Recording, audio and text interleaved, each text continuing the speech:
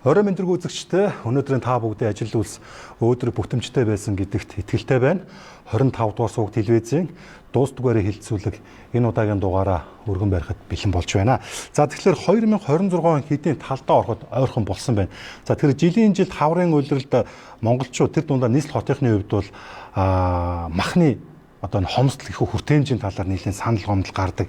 Хэдийгээр өнгөрсөн 9-10 сард нөөцийн махыг бэлтгэсэн боловч одоо хүртээмж муу байна ч гэдгийг юм уу үнийн нэмлээ гэсэн бас юм санал шүүмжил байхыг бол үгүйсэхгүй.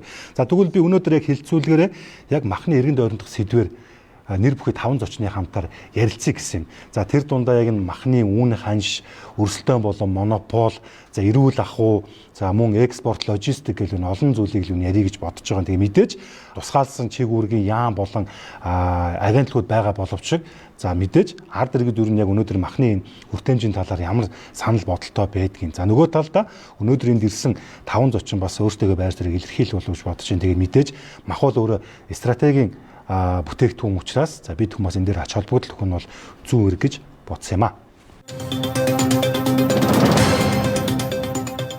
За ингээд хилцүүлд хүрэлцэн ирсэн та тавтай талархлаа илэрхийлээ. Өнөөдрийн сэдэв бол нэлээд ач холбогдолтой бөгөөд ер нь манай хэвлэлийнхний хувьд бол их тийм чангатуу сэдэв болж хувирж байгаа шүү. Тэгээд өнөөдрийн хилцүүлгээ эхлүүлээд зочдоо танилцуулъя.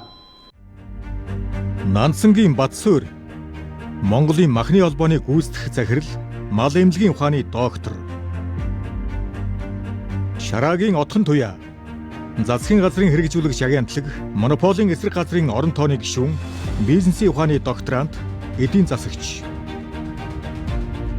Тогт сүрэнгийн хас тунгалаг, талын бүхэ хязгаарлагдмал хариуцлагатай компани захирал, малчид мах худалдаалах цэг, Баянгол дүүрэг 20 дугаар хороо.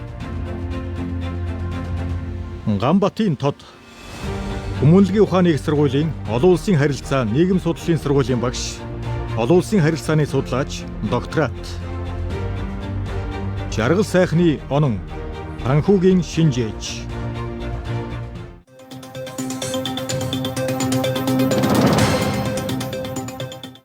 Хилцүүлэг эхлэхдээ би зүгээр та таваас хувийн л байр суурийг сонирхож байгаа шүү.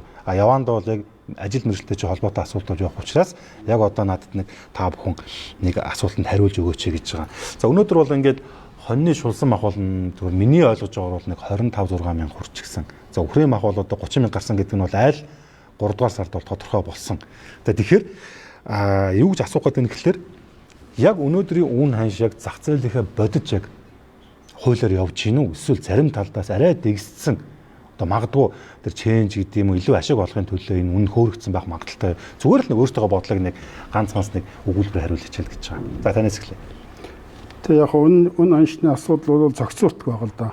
Тийм учраас бодит гэж хэлэхэд төвөгтэй байна. Маш олон хүчин зүйлүүд нөлөөлдөг. Тэр олон хүчин зүйлүүдийг харгалзаж засгийн газар бол оновчтой зохицуултын механизмыг бүрдүүлэх шаардлагатай байдаг.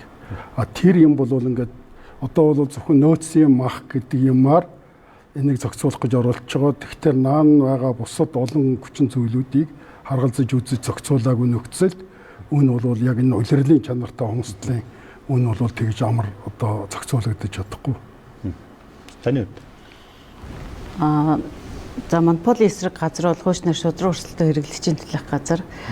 Ер нь бол үн тогтоох байгууллага биш. Одоо 7-8 хууль дээр бол хэсэгчлэн болон бүтнээр нь хэрэгжүүлж явдаг байгууллага байгаа. Миний хувьд бол одоо ер нь манай байгууллагын харж байгаагаар ер нь судлаад ажиллаж байгаа шүү дээ. Энээс харахад бол экспорт бол өмнөх жилүүдийг одоо 25 онд одоо энэ статистикийн Гайлийн ерхий газрын экспортын мэдээ байна л да.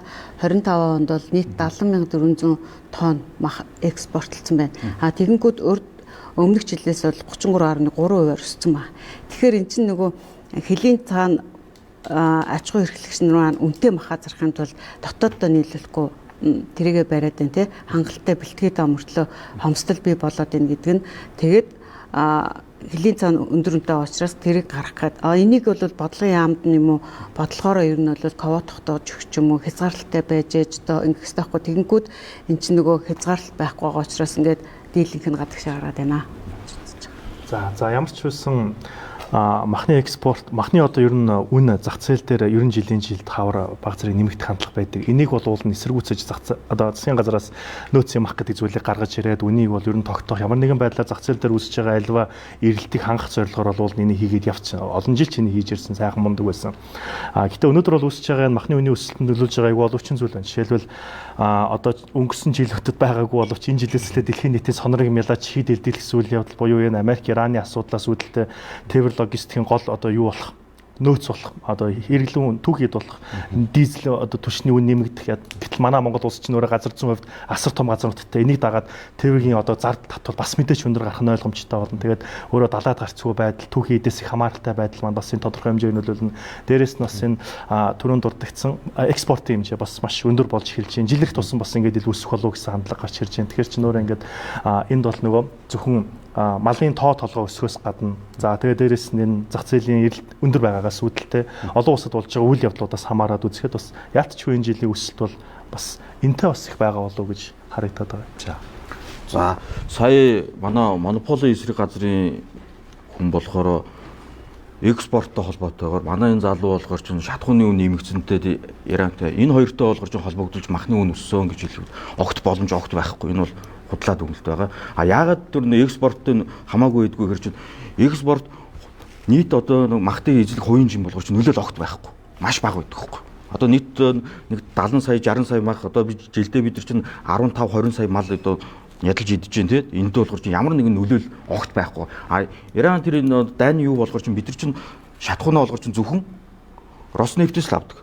Тэнд болохоор чинь бид нар чинь тогтмол хүн зохиодсон болохоор чинь тэрний нөлөөл ерөнхийдөө бол байхгүй. Яг тэр бид нар чинь орон музын хоолоос хитрхи хоол амьдарч байгаа ард юм байхгүй. Нэг давуу болно. Одоо чинь хуучин болгож чинь далаад гарцгүй орн чинь Монгол сул байсан бол яг одоо энэ дайны нөхцөл байдалд болохоор чинь далаад гарцгүй орноор яг давуу тал болж байгаа. Одоо яг одоо шатхуун тоолсон болоо та тий. Тэгэхээр чинь яг одоо зах зээл үүнд яг одоо махны үн ингээд өсөд энэ жил болгож огцон өсч байгаа хэрэг чинь засгийн газар тогтоол гарангуудаа багш эмчрийн цайлын болгож чинь 50% нэмнэ гэсэн. Тэгвнгүүт нь сангийн яам болон яамдууд ингээд хоорондоо үгэн дээр ажиллангуудаа бот байдал дээр багш эмчрийн цайлыг 20% нэмээд хоёр цалинтай юм шигээд учрал ерөнхий зэд попор жоох юм яриад илээ. Тэгээд одоо яг бодит дээр одоо 50% нэмэхэр болж байгаа хгүй. Яг ингээд нэг тэд нар болохоор чинь цалинг нэмж байгаа тэр тэтгэврийг инфляцтай холбогдоод ингээд нэмжээ те. Энэ болохоор чинь бүтээмжийг үнэлж ерөөс огт нэмээгүй байхгүй. Тийм болохоор чинь зах зээл дээр зүгээр ингээд цаас принтерлээ тараачгууд чинь хүссэн ч хүссэн ч нөө нэг эдийн засгийн бичигдээгүй хөлийг хинж зөрчиж чадахгүй. Тийм болохоор чинь энэ болгоор чинь өсөж байгаа. За. Тэрнээс одоо энэ шудраг үншүүл гэдэг юм л да. Энэ буруу хүн бол биш. Миний хувьд харснаар 25 оноос сүүл буюу 26 оны ихний мал тооллого 70 саяас 58 сая болж буурсан байна. Бид нар хамгийн сүүлд хизээ 58 сая дээр басна гэсэн хэрэгэ бодох хэрэгтэй. Хэдэн жилийн хугацааны дараа 58 болов. Ингэж их мал найдалгаа явж байгаад ягаад үн эсрэгээр хараа өсчих үү гэдэг чинь. Энэ юутай холбоотой хөрөөс миний бодлоо гадагшаа хязгааргүй гарч байгаа. Ямар ч зах замраагүй маш ихээр гарсан Монгол 3 сая хүнээ идэх махыг нөөцөж амжаагүй гэж хязгааргүй гаргаад эхлэхээр юм өнөөсөлд нөлөөлсөн болов. Тэгж үзэж байна. За. Би бол та нарыг нэг жоохон байлгаж хооронд чинь нэг маргалдуулъя гэсэн өөртөө хэлж байгаа шүү гэн. Зүгээр гоё таалагдж байна тий. За. Энэ нэг хүн яг та зүгээр яг захаас аваагүй юм байл л да нэг тийм томоо худалдааны төв дэлгүүрээс ч юм уу. Тэгээд 1 кг орчим ийм үхрийн мах авсан чинь 37 500 болсон гэдэг ийм баримтаа тавьсан байсан. За сая хэллээ. Нэгэн цагт би чинь 70 сая малтай байсан бол одоо ингээд бараг 60 сая ч хүрэхгүй. За гадагшаа гаргасан жиж болон зуд турхан дотоод хэрэгцээч байгаа тий. Энэ олон шалтгаан бол нөлөөлж байгаа байх. Тэгэхээр нэг Монгол ардын нэг үг байдаг. Мах магнаг боллоо гэд. Энэ яг одоо бодит дээр л би болж байна л да. Тэгээд мал бол яг малчтын өмч болохоос улсын өмч биш л байна л да. Одоо ингээд бид хүмүүс үнэтэйг нүүрт тулах хэрэгтэй тий. Хуулийн дээр болохоор одоо ингээд энэ одоо улсын өмч гэдэг юм уу одоо бараг л одоо хин дуртаанд бараг л нийтийн өмчийг хэрэгжилж гэл юм яриад нь шүү дээ. Гэтэл чинь энэ чинь хувийн өмч байгаад байдаг. Мэдээж энэ малаж өсгөж үржүүлэхэд бол тийм амар биш. Байгаль цагуур ямар үлээ хүний хүчиг хөдөлмөртэй маш юм олон юм зөдөөсөлж байгаа. Гэр бүлийн асуудал хүртэл. За тэгэхээр гол асуудалд оруулчлаа. 37 500 гэдэг бол 40 мянгад ойлгож болно. За магадгүй хөдөө аж ахуйн сайд Идэр бат бол өөрөө яваад ихэндээ үгүй гэж хэлсэн. Дараа нь явсан нэрээ тийм байна. 35 6 мянга бол байна гэсэн. За тэгэхээр одоо хэдүүл гарц гаргалгаа ярив. Бодит байдал бол үнэн бол ийм байна. Яг одоо буруутай хайхаас илүүтэйгээр эхний ээлжинд энэ үнийг яаж буулгах вэ? Зүгээр та бүхэн өөрсдөө нэг зүгээр нэг санаа гэх үү, нэг тийм юу дэвшүүлээч л гэж байгаа. За махны холбоо. Тэгээ ер нь зах зээл дээр бол олон янзын үн байх ёстой. Энэнийг нэгдүгээрт нь хүлээн зөвшөөрөх ёстой. Энэ үн дээр үнэтэй махыг бол тэр болгон зүгээр жирийн иргэд бол удалж явахгүй шүү дээ. Энэ өндөр цалинтай өндөр орлоготой хүмүүсээ авдаг мах. Энийг бол ингээд шулсан мах, ясгүй мах. Гэтэл яг ястай мах тэгээд одоо нөөцийн махны үн бол ийм байхгүй байгаа. Зүгээр ер нь бол махны үн өссөн үг л өссөн. Тэгэхээр сая энэ залуу хэллээ л дээ ерөөсөл нөөцтэй бол холбоотой шүү дээ.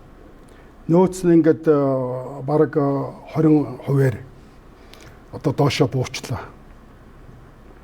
Тэгэхээр 71 сая хүрч яхад байсан нөөц энэ 25 онд бол доошоо буутсан байгаа шүү дээ. 24 онд маш хүнд өвөл болсон. Энэ хүнд өвлийн үр дүнгээр бол олон сая мал хорогдсон. Тэр дотроо өхөр хонь хоёр бол голлож хорогдсон. Тийм учраас өхөр хоньны махны нийлүүлэлт бол багасчиж байгаа. Малчид бол тэрнийг маш сайн мэдж байгаа. Тэгээд малчдын уламжилт бас сэтгэлгээ байна. Ер нь Монголын зах зээл дээр нийлүүлэгдэж байгаа нийт махны 98% нь бол бэлчээрийн мал аж ахуйгаас харсан мах байдаг. Бэлчээрийн мал аж ахуй гэдэг бол байгалийн хараат, байгалийн нөлөөнд дор байгаа. Тийм учраас энэ байгалийн нөлөөнд дор байгаа учраас энэ махны үн бол байнга ингээ хэлбэлзээд байдаг. Тэр байгалийн гамшигт өртсөн жилүүдийн хойд жилд нь махны хомсдол бол хүчтэй үүсдэг. Өөрөөр хэлбэл 24 оны зуудын тэр нөлөөлөл бол 25 онд үүссэн. Одоогийн энэ махны үнийн өсөлт бол 25 оны мах бэлтгэлтэй холбоотой. Мах гурилын үнийг доктортой байдлахад асуудал бол засаг төрийн бодлого шүү. 5-6 сар хүртэл доктортой махны нийлүүлэлтийг хангах нөөц бол бэлэн байгаа. Энэ бол шинэ мах. Дөнгөж сая бэлдсэн шинэ мах гэсэн үг шүү дээ. 11-12 сард л одоо бэлтгэсэн махуд. Олон сая малтаа гэдэг тэгээд махны экспортыг зогсоо гэж байгаа юм биш. Цагаан сар хүртлийн цагаан сарын худалдаа авалт, цагаан сарын хоронч худалдаа авалтын үзэсгэлэн худалдааны хүрээнд энэ махны үнэгээ докторжуулаа. Мах магныг болгож болохгүй шүү. 26 оны мах бэлтгэл эхлээг байна.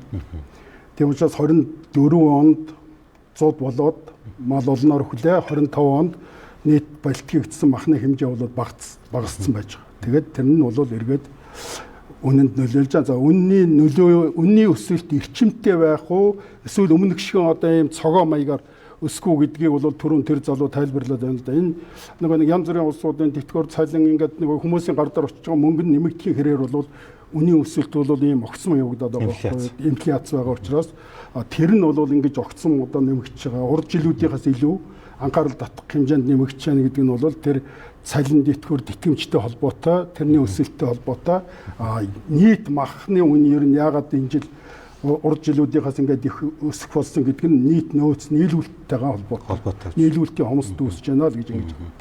Монополь эсрэг газар бол үн тогтоохгүй ойлгомжтой. Гэхдээ энэ одоо байгаа үнийг нэг тийм буулгаж чиглэгдсэн ямар гаргалах юм байж болох вэ те? Одоо яг нөгөө энэ нөгөө дундаж анги бол тэрнээс доош одоо яг нэрэгдэд бас хүнд сохил болж байна л да. Мэдээж болцоотой улсууд бол бүгдээрээ л хувьдаа малтаа тэр махаараа амьдарч эсвэл энэ том удаан төвөөс бол мөнгө харилцахгүй авна л да. Гэтэл яг дийлэнх иргэдийн маань нөгөө хэсэг нь бол дундаж давхар бол нүнес доош л байгаад байдаг. Уу ерөөсөө дээдлэн 5 хилээр дэше авч чадахгүй шүү дээ. 2 хилээр бүр хагас хилээр авч байна. Үнхээр худалдаа авах чадвар муу байна. Өнөөдөр бол зааланд юуны 7-8 хүн суулсан шүү дээ. Заал хоосон байгаа. Махны олдох байхгүй. Монгол улс болохоор чөлөө зах зээлтэй улс тийм ээ. Тэгэхээр нөгөө төрийн байгууллагаас ямар нэгэн байдлаар үнийг тогтооно гэж аахгүй. Бодлогоороо харин тэрийг ингээд барьж явах тий. Одоо нөгөө хит өндөр өсөхгүй бах. Тэн дээр хяналт тавьж ажилтдаг. Тэгээ манайх бол бас хэдий тэгж тогтоодгүй ч гэсэндээ хяналт тавиад одоо өргөн хэрэглээний барааны үний өсөлт урьдчилан сэргийлэх шуурхай штаб нөгөө дор шанд сайдын шатар сайдаар ахлуулад ингээд засгийн газраас яамдууд бүх яамдууд ингээд орсон ажлын хэсэг ажилласан шүү дээ. Тэгээ 22 худалдааны төв захуудаар яваад ямар ч гэсэн шалгалт үзлээ гээд ингээд гарсан үр дагаврын нэг зөвлөмж хэлбэрээр ямар бодлого цааш нь явуулах ёстойг зөвлөмжийг өгсөн байгаа. Энэ дээр бол жишээлбэл нөөцийн мах бол одоо өмнө хөдөө аж ахуйн яам дээрээс ингээд бэлтгэдэг байсан бол нийслэл рүү сүүлийн жил өгсөн тий. Тэгэнгүүт одоо нөөцийн маха ерөөсөө зөв нөөцөж чадахгүй байна. Менежментээр бас жоох ингээд одоо энэ жил 5,000-ыг нөөцсөн гэж байгаа. За 5,000-аас одоо нэг 3 сарын байдлаар 3,000 гаруй үлдэгдэлтэй байгаа гэсэн тоо мэдээ бол байна биднэрт. Тэгэнгүүт 5,000 бол арай хөрөлцөхгүй. Өмнө нь бол 10-11-ийг бэлтгэдэг байсан. Даваад гардаг байсан. Тэгээд одоо ингээд нөөцийнхаа махны нөгөө хэмжээнд дэр жоох ингээд байна. Дээрээс нөгөө худалдаа авах гэрээ идэг. Гэрээ ийгээ санхүүжилт нь оройт шийдэгддэг. Одоо ингээд мал тарган байхад 8-9 сарда ингээд бэлтгэл нөөцийн хамахыг бэлдээд 10, 11, 12 сард одоо бүх иргэд ичээ идэх үеэр одоо жишээлбэл нөөцлцэн байх хэрэгтэй. Яг зэрэгцээл нөгөө 5,000 чинь бэлтгэгчтэй нийслэл. Тэгэнгүүт нөгөө зах зээл төр чи угаасаа хомсдол бий болчихж байгаа байхгүй. Тэгээ өхөр хонь хомсдчингууд одоо тэрийг ямаа тэмээгээр орлуулдаг гэсэн байна. Биш ямаа адууны махаар. Гэтэл одоо адууны 70,400 тонн ингээд экспорт гаргахад тэрний 50% нь адууны мах, 30% нь болохоор ямааны мах эзэлж байгаа байхгүй. Тэгэд ямаа адуугийн тэр чигээр нь ингээд нөгөө орлуулж хэрэглэх махын ингээд экспортод гаргачихж байгаа байхгүй. Тэгээд ингээд сая бидний хийсэн ял шалгалтаар бол тэр гэрээн дээр гэрээ бол их хоцорж цаг хугацааны хувьд бол нөөцийн мах хоцорж бэлтгэгдсэн. Тэгээд шалгалтын хувьд бол одоо жишээлгээд нөөцийн махыг маш муу байна гэж хэлээд байдаг. Тэгэнгүүт нөгөө нэг гэрээн дээр ингээ 20 кг-аас дээшгээ заасан байдаг. Бид нар ингээ шалгалтын хувьд ингээ 300 гаруй цэгүүд дээр очиод ингээ шалгаа явж байхад бол 10 хиттэй байж ах жишээтэй.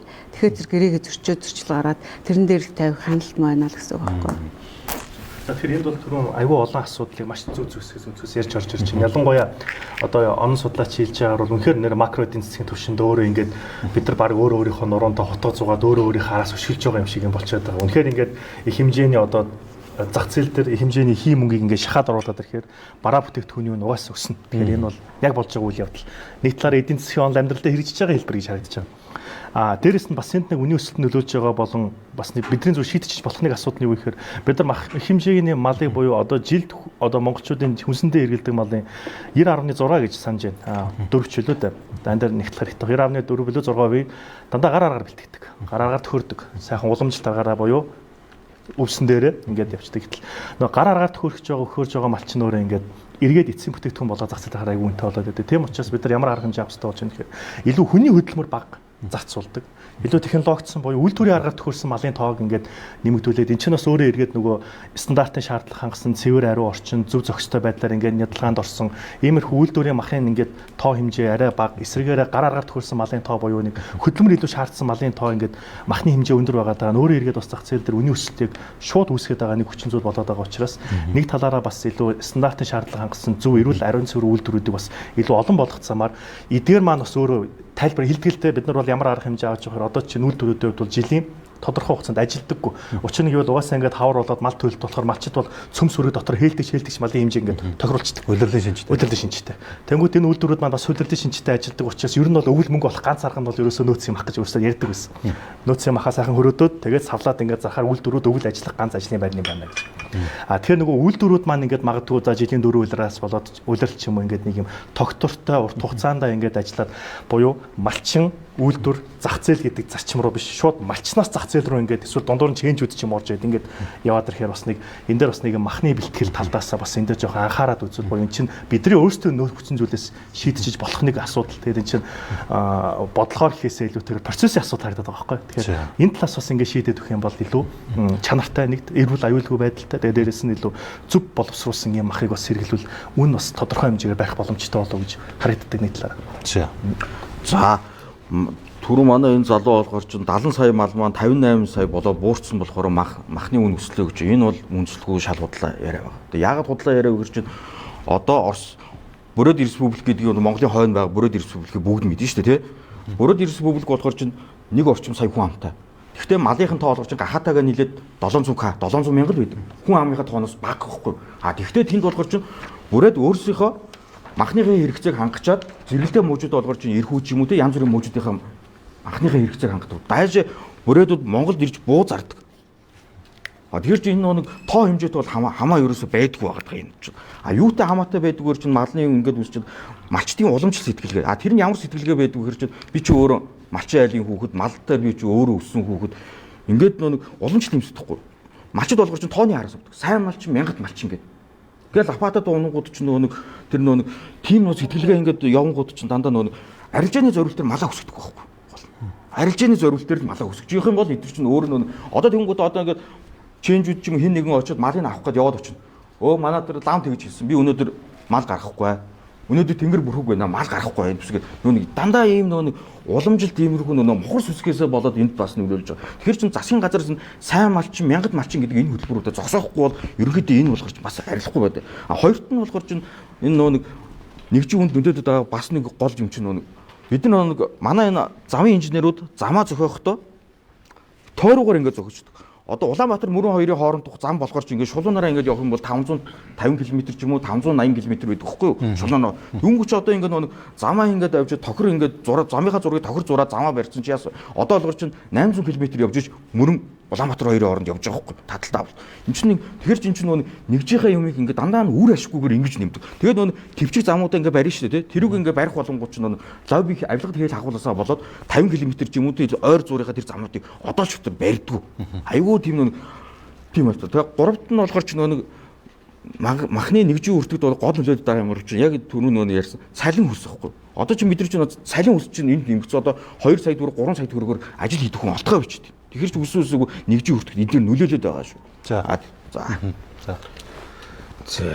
Миний хувьд юу гэж харж байна гэхээр өнгөрсөн 10 дугаар сарын 9-ний өдөр 25 оны 10 дугаар сарын 9-ний өдөр малчид мах худалдаалах цэг гэдэг цэгийг манайх өсгөн байгуулсан. Нээсэн. Тэгэхэд махны үнийг барих гэж бид нар 2 сар 20 хоног яг зүтгэсэн байдаг. Сүүлд нь махны үнийг хүчээр нэмсэн. Яагаад тэгэхээр малчид манай дээр авчирч 14,000 төгрөг өрхийнхаа махыг зарах нь малчтад ашигтай. Иргэдэж гисэн Дэнжибэг дээр 16,000 авахад манай дээр 14,000 авчирч иргэдэд ашигтай. Тэгсэн дунд нь хэн охирсон гэхээр чэнжүүд охирсон байхгүй. Чэнжүүд яасан гэхээр 14,000-аар манах махын зараад эхэлсэн чинь чэнжүүд бөөндүүд авъя. Та нар бүх махаа зүгээр надад авчирал өгчих. 14,000-аар өгчих гэсэн. Малчид мэдээж хүн амраа бодно. Тэр ижээ өөрөө ирээ зархахаар тэд ч 14,000-аар бөөнд нөгчүүд амраа байхгүй юу. Тэрний үр дүнд сая сэлмэг бас нэг 2 залуу яриадсан үйлдвэрүүд чэнжүүд мөнгө өгөхгүй малчид нь 9 сараас хойш. Тэр чинь нийгэмдэр байгаль асуудал шүү дээ. Хүн хамгийн өөрийгөө амарчилснараа эцсийн дүнд өөрөө охирогч болсон. Хэрвээ малчид мах худалдаалах цэг байвал махны үнийг бас жоохон бариадах боломжтой юм уу гэж хараад байгаа. За одоо нэг яриа байна. За одоо яриа ингээд системтэйгээр явж байгаа шүү. Түрүүн утган дуу хэллээ. Намар ингээд нөөцийн мах бэлтгэсэн те. За тэгээд 5,000 тонн гэсэн. За одоо баг талаас илүү юм. За тал нь үлдсэн гэж ойлгоё. Үдэд баг зараадаа дуусчих хэвээр л доо. Гэтэл ингээд эн чинь үний хувьд тийм хямдхан биш байх шүү гэн. Тэгээд сая Нямбаатар чинь 3,000 төгрөг нэмсэн. Хүрдээс нэмлээ, хондорч нэмлээ. Тэгснээ нэг асуудал байгаа. Яг ийм асуудал үүсгэсэн бол яг тэгвэл нөөцийн махныг нийсэж шилжүүлж байгаа. Урд нь болоо л гэдэг гэсэн шүү дээ. Тэгээ одоо ингэ нийс шилжүүлэнгүүд ингэ эзэн холбогдож байхгүй. Одоо би та тав дээр нэмээд хүнс хөдөөж хөнгөн үйлдвэр яамаас хүн ирсэн. Ирээгүй. Нийслэлээс хүн ирсэн. Ирээгүй. Мал эмнэлгээс хүн ирсэн. Ирээгүй. Надад юу гэж хариулж байгаа гэхээр тэр мэднэ би мэднэ өсвөл хинч мэдэхгүй гэдэг. Тийм дээс тонж найзгаа авардаг үлгэр шиг л юм болсон. Одоо энэ миний утсан дээр маш олон мессеж байна. Хуцаар ярьсан бичлэг байна. Ерөөсөө эзэн холбогдож байдгүй юм билээ. Нийслэлээс ч ирээгүй. Тэгээ би юу гэж ойлгосон бэ гэхээр яг үндсэндээ бол зүгээр л энэ сай дарга нар одоо нийслэлийн ажилтнууд бол улс төр тэр нь чухал байгаа болохоос энэ нэг махны үнэний одоо хүртээмжний асуудал бол нэг тийм сонир биш байгаа юм болов уу гэж бодсон. Тэгэхээр яран дээргөө дурыг нөөцийн мах бэлтгэл 6 компани нийлүүлж байгаа. Маш их хэл амтай байна. Сүүлдээ энэ 3,000-аар нэмсэн асуудлыг хүртэл энэ 6 компани нийслэлээс лобби гэж ярьж байгаа. Эдгээр хийжээж одоо ингээд алдагдлаа нөхөхийн тулд авч байгаа. Уул нь аль бензин шатхуун гэдэг юм уу нийгмийн нөхцөл арай өөр байхад махаа бэлтгэсэн шүү дээ. Тэгэхэд одоо ингээд яг үндсэндээ бензин шатхуун нэмэгдээгүй л байгаа. Тэр Ормозын хоолой Иранд ингээд юм болж байгаа ч гэсэн яг бодитоор одоо ингээд яг энэ одоо ялангуяа 92 дээр бол нэмэгдээгүй л байж байгаа. Тэгээ одоо ингээд манай мах бэлтгэх одоо ажиллах хүчин гэдэг юм уу процесс одоо ингээд ийм зардлууд нэмэлт зардлууд гарч байгаа учраас үнэ нэмсэн гэж байгаа. Махны холбоо юу гэж энэ дээр ер нь бол энэ нөөцийн мах бэлтгэх тогтолцоо бол засгийн газар хариуцж болохгүй. Засгийн газар зөвхөн Улаанбаатар хотын засгийн газар биш шүү дээ. Тийм учраас Улаанбаатараас гадна хүн ам төвлөрсөн том хотууд байна. Тэднээс бүгд бас ийм асуудалтай байгаа шүү дээ. Тийм учраас тэр өөр өөрийнхөө махыг тэр яг хариуцахад тэр засаг захиргааны нэг гэж байж байгаа. Тэр хүн амын хүнсээр хангах үүрэгтэй. Тэр доктортой хангалтын доктортой байх. Тийм учраас Улаанбаатар хотын засаг дарга бол энэ асуудлаа хариуцах нь бол зөв. За нэгдүгээрт нь, хоёрдугаарт нь энэ жил яг ингээд жоохон махны хомсдолгоор тэр 24 оны одоо мал өгсөнтэй уялдаад махны нийлүүлэлт хомсдож байгаадаа уялдаж ийм асуудал гарч ирж байгаа. Өмнөх жилүүдэд яадаг байсан гэхдээ зэрэг мах үлдэхтэй зэрэг нөгөөх нь борлогдохгүй нөөцийн мах. Энэ үнэн өсөд байгаа мах чинь дандаа шинэ мах л байгаа шүү дээ. Нөөцийн мах бол хөлдөөгд хадгалсан мах. Тэгэхээр хэрэглэгчид бол хөлдөөгд хадгалсан махыг ерөөсөө бараг тоодоггүй. Тэгэхээр наадам өнгөртөл бараг маха үйлдвэрүүд бэлдсэн үйлдвэрүүд зарж чаддгүй. Тэрнээсээ болоод үйлдвэрүүд дандаа ажиг алдагдлд ордог. Тэгтээ зэрэг та нар бол ингээд нодингийн бэлдсэн махыг одоо үн нэмлээ байрлаа гэдэг юм яриад байна шүү дээ. Гэтэл энэ бензиний үн чинь нэмэгдсэн шүү дээ. Яг тэр орон узын хоолой нөлөөлөөгүй ч гэсэн Монголын зах зээл дээр шатхууны үн бол хамаагүй нэмэгдсэн. Энийг та хүн бүгдээр мэдж байгаа.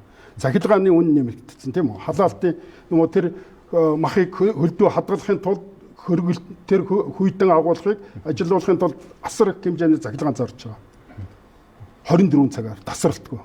Тэгэхээр энэ захилгааны үн чинь бол нэмэгдсэн байж байгаа. Тэгэхээр энэ махны үн чинь эргээд тэр намар бэлдсэн юмдаараа нөгөө энэ гол одоо түүхийн орцууд нь үн нэмэгдчихтэй зэрэг үн нэмэгдэж байгаа шүү дээ. Тийм учраас үйлдвэрүүд алдагдлд орохгүй тулд одоо тэг ашигтайгаар зарахыг бодож байгаа. Тэрнээс биш Улаанбаатар хотын хөдөлмөрчдийн эрг ашигыг бодоод тэр бизнесийн байгууллага өөрөө шатаж бас болохгүй шүү дээ. Тийм үү? Эрсдлийг нийслэхгүй яагаад ингэж жирийн худалдаа авахчид хүртэж байгаа юм бол? Нийслэл бол тэрнийгээ өөрөө зохицуулах асуудлаа өөрөө шийдэх хэрэгтэй. Энэ жилийн үед бол нийслэл бол 5,000-ыг бэлдүүлсэн одоо 50% нөөцөд байна.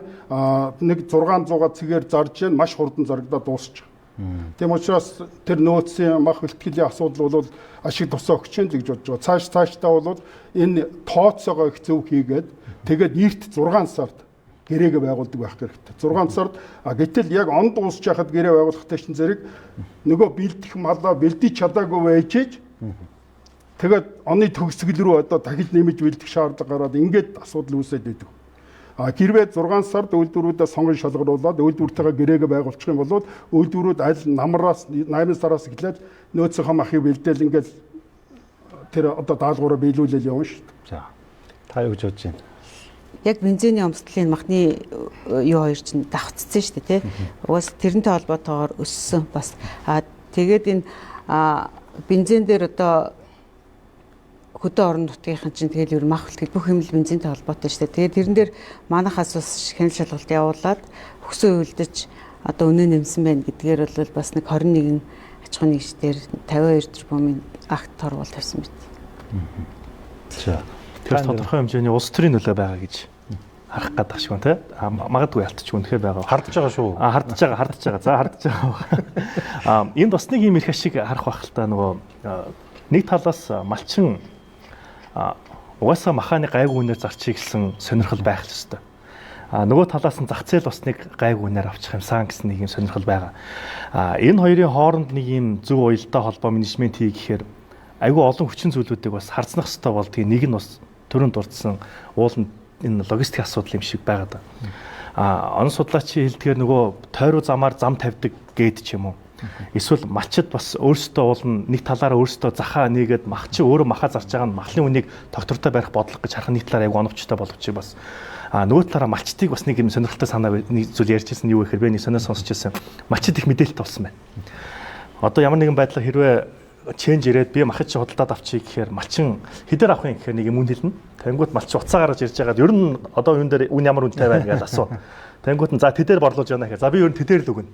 Гэдэг хэлдэг ч юм уу. Тэгэхээр бас нэг юм заавал дундуур нэг юм тодорхой хэмжээний нэг юм зөв зохицуулалт, зөв менежмент бас нэг өгүүлэгдээд байгаа учраас буюу энэ тэгээ гол нь бидний өөрсдөө нөө шууд шийдчих болох асуудал гэж би бол хувьдаа хараад байгаа юм л да. Тэгээ энэ өөрсдөө шийдчих болох асуудал заавал хин нэг том гар орж ирээ шийдэж өгөх гэхээс илүүтэйгээр энэ дээр бас нэг зөв менежмент байхгүйгаас болоод нэг ийм нөхцөл байдал биднээс орчуудаагүй юу гэж бас нэг тэгж харагдаад байгаа юм тий. За та бүгд маань Монголын үндэсний телевизээр гарч ирсэн Өр Монголын хөдөөшил гэдэг киног үзэж ирсэн үгүй юу? За тэр кинон дээр болохоор чи яг одоо энэ гаргалгааг өрсө 100% заадаг байхгүй.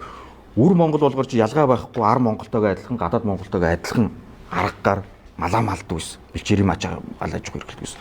Тэгэнгүүтээ Өр монголчууд юу ахгүй чи одоо бид нар болохоор чи юм нэг сайн малчин мянгат малчин ийм нэг тэнэглээсээ татгалзаа тэдний яах юм гэж арилжааны зорилтоор малаа өсгдөг болсон. Буюу хашаалдаг ус бэлчээрээ өмчлөөд. Тэгээ хашаалт одоо ингээд та бүгд ингээд харах юм бол одоо ингээд гадаа ингээд би чи өөрөө яг малчин айлын хүүхд мал малж исэн хүүхд тоххой. Хашааны ингээд өвс хашааны бус өвс хоёр чинь тэнгэр газар шиг ялгаатай байхгүй. Хашааны өвс ингээд төө болцсон байж байгаа. Хашааны гадна талын өвс болохоор чи ерөөсөө ингээд 2-3 бараг шалмаг тоосон гэж болцсон байж байгаа байхгүй. Тэгэхээр чи бид нар ерөөсөө хашаалга арга хэмжээг сайн авч чадахгүй. Ерөнхийдөө миний хэлэх гээд байгаа цаас санаа бол ерөнхийдөө бид нар болгож уламжлалт бэлчээрийн мал аж ахуйсаа бид нар татгалзах хэрэгтэй. Хашаалгах хэрэгтэй. Ямар ч тохиол одоо бид нар чинь загсыг болгоор чинь 4 сарын 1-ээс 6 сарын 1 хүртэл болгоор чинь загс барихыг хориглож дээ. Яг үүнтэйгээ адилхан 4 сарын 1-ээс 6 сарын 1 хүртэл малыг бэлчээр гарахыг хориглох хэрэгтэй. Одоо ингээд богд булын буг яаж вэ? Хогт хүүжидэл явж шít. Хитрхи олон болчихсон. Одоо жишээлбэл Бород республиктээр марл бугыг одоо Түнхисгийн арайч манай эмээ болгоор чинь Түнхисгийн арай нөхгүй. Тэгээд Түнхисгийн арайны тэр марл бугыг өсгөж байгаа нөхч яг арилжааны зөвлөлтөд өсгөж байгаа болохоор тэр аюу гоо ингээд өссөн. Хог хизээч тэр марл буг болгоор чинь Түнхисгийн арайны марл буг хизээч ингээд богд булын буг шиг ингээд хогт хүүж идэхгүй. Монголын богд булын буг чи яг хогт хүүж идээд байгаа хөрчүүд арилжааны бус зориулттай нүг болохоор чи ингээд хогт. Харин тэрийг яг арилжааны зориулттай байх юм бол өөр харин мөнгө олох хэрэгсэл болгож болох байхгүй.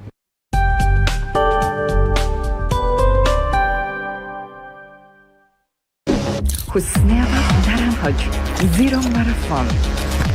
Poker Zero Marathon. Хямдун ухаалаг сонголт оргил үндэсний сүлжээ дэлгүүр. Happy Family багцын хадгаламжтай хүүхдийн 100 мянга холбоод нэмж 100 мянган бонус аваарай. Канадын алдарт Jameson брэнд хамгийн өндөр шингээлттэй магний бисквит нат глицин агуулсан тул нойронд хамгийн сайн магний. Сакс дүүрэн гоё амт гоё тарг. Зуудринг Pepper Party. Уухын өмнө илгээ хамгаал. Илэг хамгаалах бүтээгдэхүүн Зуудринг. Bison Grass. Зүү сода модигчин асан. Таны дуртай коктейл юу вэ? Эспрессо мартини. Хүссэн газраа хүссэн коктейлөө уу. Punch Club. Мөсөө мартва. Нүргийн үзүүлж байна. Дэлхийн цирк Монголд. Дэлхийн цирк үзлээ маш их таалагдлаа. Булга алхаараа таарлаа. Тэгж өндөр байна. Үнэхээр таалагссан. Гойсаа. Афигэрэн барнууд, авхаачтай сэргэлэн нохоонууд, алей хөөрхөн мөнгнүүд болон 12 улсын циркийн жүжигчдийн тоглолт Улаанбаатар хотод амжилттай хоологдож байна. Зөвхөн Бэмб нэм гарагт 11, 15, 19 цагаас. Лавдуутас 98, 59, 59.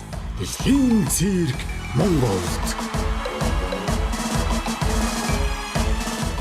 Заримдаа эвгүй үнэр гинт гарч ирэх нь би. Би биш шүү. Зарим үед тайзан дээрч. Би биш шүү. Заримдаа бид ямар нэг зүйл хийсэн эсхээ сайн мэдэхгүй байхад ч. Би биш шүү гэж хэлхээ мартдаг. Гэхдээ нэг зүйлийг бид сайн мэднэ. Эспумизаны идэвхтэй найрлага болох Семитикон нь эзэснийхийн бөмбөлгүүдийг хурдан задарч бие чимэгдэхгүйгээр үйлчилдэг. Тиймээс таныг эвгүй таагүй байдлаас хөнгөрүүлж илүүдлэхийг гадагшлуулахад туслана. Би биш шүү. Эспумиза илүүдлэхийг гадагшлуулахад туслана. Эмийн завраас гажнолоо хориглох залтыг уншиж эмч эмзүүчээс асууно. BSP Cashback Marathon эхэллээ. Электронбара, компьютер, гар утаснууд 3-аас 7% хүртэлх кэшбэктэй.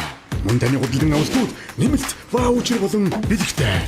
Зөвхөн BSP-д. Дөрөв булчирхайн томорлоос үүдсэн шээс ялгалтын асуудал үүсэх үед Простомол уунаа танд туслана. Простомол уунаг хоногт нэг капсулаар хэрэглэхэд дөрөв булчирхайн томорлыг саатуулах үйлдэлтэй. Таныг зөв цагтаа бэлэн байж асуудыг шийдэхэд тусална. Простомол уунаа дөрөв булчирхайн томорлоос сэргийлэх үйлдэл үзүүлнэ. Эмийн завраас гажнолоо хориглох залтыг уншиж эмч эмзүүчээс асууно. Гэнэт өвдөж эхлэх үед хийж байгаа зүйлээ зогсохоос өөр аргагүй болох нь бий. Өвдөлт бидний хүч чадал, баяр баясгалыг булаах учиргүй.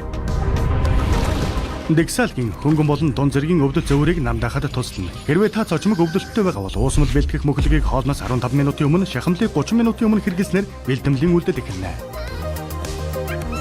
Гэнтийн өвдөлтийг намдаахад Дексалгийн танд туслана. Эмийн завраас гажнолоо хориглох залтыг уншиж эмч эмзүүчээс асууно. Дасгал, ажил, амьдралын сорилт мөрд эрч хүчээ нэдэг. Jameson Power. Канадын чанар эрчүүдийн хүч чадлын суурь. Зуудринг After Party. Уусны дараа илгээ түлжүүл. Илэг хамгаалах бүтээгдэхүүн Зуудринг. Bison Grass. Зүү сода модигчин асан.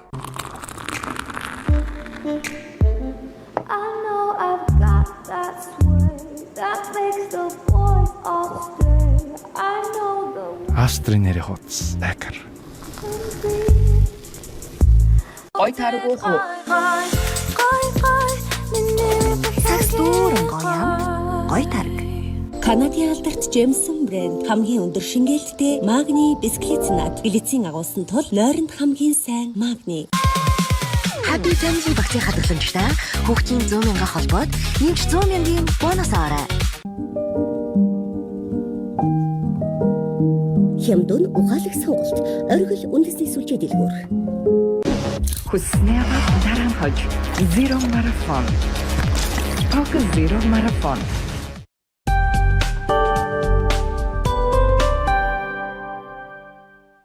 Тэгээ яг ер нь нөгөө нэг нөөц бэлтгэл дээр ямар алдаа гарч ив те ер нь заавал нийслэл төгсөн зөв байсан уу буруу байсан уу те гэдгийг л ер нь яриад байна л да. Би хүртээмж ер нь ямар вэ те. За өнгөрсөн дээр нөгөө манайх 2 сар 20 хоног яг үдсэн ингээд 2 сар 21 хоног дээр үнийг нэмсэн бохгүй юу. Тэгэхэд яасан гэхээр 10 сарын 9-ноос 2 сар гэж 12 сард улсын нөөц явж эхэлсэн. Яг тэр үеэр манай захрын үн 15 болсон чинь Дэнжимийн 15,500 аваад эхэлсэн бохгүй. Бөөндж авах нь 15,500 аваад гэтээ малчаан тэр дор мөнгөний өгөхгүй. Маргааш өгнө нөгөөдөр өгнө. Би зарж иж өгнө гэдэг. Тэр чэнж 15,500 ангуудаа ашиг нэмээд дараагийн дэлгүүрт өгнө. Дараагийн дэлгүүр иргэдэд өгөх байхгүй. Инхээр иргэдэд гар дээр очих хүн өснө. Яагаад би нэг нөөцтэй холбож байгаа юм гэхээр улсын нөөц яг хөдөө мал дээр айл хотноос очиж авна. Гэхдээ хотод 15 болцсон байхад малчин юу гэж тэнд 9,000 өгөх юм бэ? Өгөхгүй шүү. Тийм учраас энэ нөөцийн чанар яригадаад байгаа чинь тийм асуудал байхгүй. Хотод үн өсөнгөт бүх малчин одоо хинтийн доронтын хой зумдуудаар яваад үзэр бүх малчин Starlink-тэй. Бүгд интернет хараад Facebook ухаас сууж утсан дээр. За хотод тийм үнэтэй байна. За тэндээс 1,000 2,000 төгрөгийн доогуур өгөхөөс биш. Тэгсэн нөөцийн махан 8-аас 10,000 гарч илүү авах тийм юутай гарцсан байдгийг. Тээврийн зардлаас. Зардлаа биш нэг маха худалдаж авах үнэнд тэгж гарсан байдаг. Тэгэд очиод авахаар ямар мах ирэх үү мэдээж 8-10,000-д онд орохгүй борлон төлөг шүтлэнгүүд л чинь бэрүүнүүд л чинь. Ингээд нөөцийн махны чанар яригдаж байна. Одоо саяхан нэг юун дээр Нямбатар дарганы нэг лайв дээр харж ирсэн. Нэг иргэн очсон чинь нөөцийн чинь мах байгаа царайг нь хардаа гэж 16 кг-тай хоньны гулуу зохирч ойлгомжтой чинь борлон төлгөл байгаа шүү дээ. Онд орохгүй юм. Тим эмиг хүмүүс идэх дургу. Одоо манай зах дээр жишээл өнөөдрийн үннийг харлаа л да. Хоньны мах 22,500 энэ шинэ махны үн. За шинэ махан шүү. Цул мах нь 24,000 яг өнөөдөр өглөөний үн. Таны саяны дэлгэсэн дээр харснаар хоньны мах чинь 21,000 байвууд. Биш ээ. Илүү 29,000 гоцсон байвууд. За энэ яг зүгээр нөгөө зах худалдааны дүүгээр яг нөгөө дундаж үнэл явж л байгаа л бахал та. Тэгээ одоо тэгээд таад маань бол их л бага л гэж хэлж байгаа шиг байна. За нэгэнд үн ярьсных ийм байна нөхдөө. Мал бол гоё юмч. За энэ дээр бол санал нэгдсэн. Малчин малаа эдэн дөрөөр зарах нь бол тэр хүний эрх. За ойлголоо. Тэгтээ одоо юу гэх юм бэ? Тэр хүн аман дурсан үнэ хэлээд байвал эн чинь үнсэндээ тэр махаж хин худалдаж авч идэх. Одоо хотын наажууганд бол хэцүү байна. Би юу гэж бодож байна гэхээр одоо сайлын 5 үнэ нэг 20 жижигхэн одоо тэр нэг хойны ямаатай ч юм уу болъё л гэж бодож байна. Одоо ийшээ гараад нэг Төв аймгийн нэг айл нэг суманд одоо нэг юм жижигхэн өрхийн аж ахуй эхэлт юм уу яад юм те. Би үнсэндээ одоо дийлхэ болж штэ. Одоо юу гэдэг хүн болгон тийм хөдөө амьдардаг тийм малтай хойтой хадмууд байдаггүй л байлгүй дээ тий.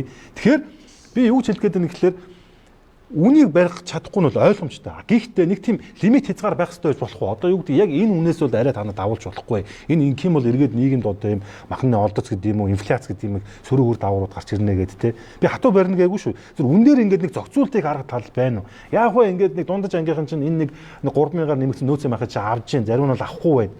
Гэхдээ бас эн чинь юун төлөө бас нэг энэ үн ханш байгаа билээ. Төр засаг гэж байгаа байлаа. Нийслэл байгаа үстэй чи аймаг орон нутаг гэж байж яах ёстой юм бол.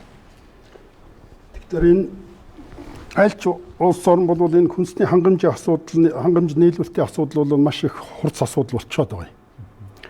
Ялангуяа энэ ковидоос хойш бол дэлхийн улс орнууд бүгдөө энэ дээр онцгой анхаарах болсон. Тийм учраас энэ улс орнууд юун дээр анхаарж байгаа хэрэгтэй зэрэг нийлүүлэлтийн хэлхээ гэдэг, нийлүүлэлтийн сувгуудаа маш онцгой анхаарч байгаа. Тэгээд тэр нийлүүлэлтийн сувг нь ямар ч одоо эрсдэл одоо хүндрэл тохиолдсон тэрнийг даван туулаад хангалттай одоо тогтвортой байлгах ийм чадвартай нийлүүлэлтийн сувгуудыг бий болгохыг зорж байна. Монгол улс бол зүгээр цааснаар бол энийгээ бичиж байгаа боловч яг өнөөдөр нийлүүлэлтийн сувгийг ерөөсөө огт анхаарахгүй байгаа. Одоо энэ залуучууд яриа л байна. Би эдийн засгийн дотроос яг нийлүүлэлтийн сувг нь одоо ийм байгаа юм гэдээ ярьж байгаа судлаач нэг ч алга байна. Гэхдээ зэрэг хамгийн гол нь энэ махны үн өсчлөө гэдэг энэ аюул өндөр үнийн яриад байна тийм ээ. Тэр өссөн үнний чинь хэдний яг малчинд очиж байгаа гэдгийг судлаад гаргасан хүн байна уу? Яг малчин нь бол баг эндээс ашиг хүртэж чадахгүй л байгаа шүү дээ. Гэтэл энэний ашиг хэн рүү явж гэнэ үү гэдгийг хамгийн түрүүнд энэ судалгааны байгууллагууд судал тогтоож энэ төр засагт мэдээлэх шаардлагатай шүү дээ. Гэтэл хинч тэрнийг хийх байгаад.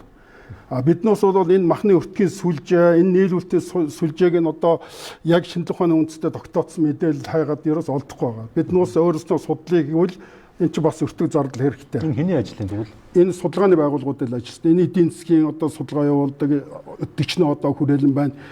Улсаас төсөв аваад шинжлэх ухааны яам нүүдгд тоглож байгаа хөдөө аж ахуйн яамны ажил биш юм уу? Яам тэрийг захиалж болно. Тэгвэл ер нь бол энэ эдийн засгийн асуудал шүү дээ. Энэ үн өртгийн одоо зохицуултын асуудал, тэр цалин орлогыг нэмэх асуудал, энэ бүх юм чинь ийм нарийн юмдаар судалгаандаар үндэслэж энийг хийх ёстой. Тэгэхээр энэ эдийн засгийн чиглэлийн судалгааны байгууллагууд энийг маш нарийн хийх хэрэг. Тэгэхээр энэ эдийн засгийн судалгааны чиглэлийн маш олон байгууллагууд байдаг. За түрүүн энэ залуу яриад байна. Тэр одоо малчин мянгат малчин энэ юмнуудаа одоо сайжруулах юу болох хэрэгтэй. Сайн малчин. Тий. Ер нь бол одоо энэ нийлүүлэлтийн сувгийг сайн байлгахад хамгийн түрүүнд их усүр нь хинээс гарч байгаа. Мах бол малчны одонд үйлдвэрлэгдэг.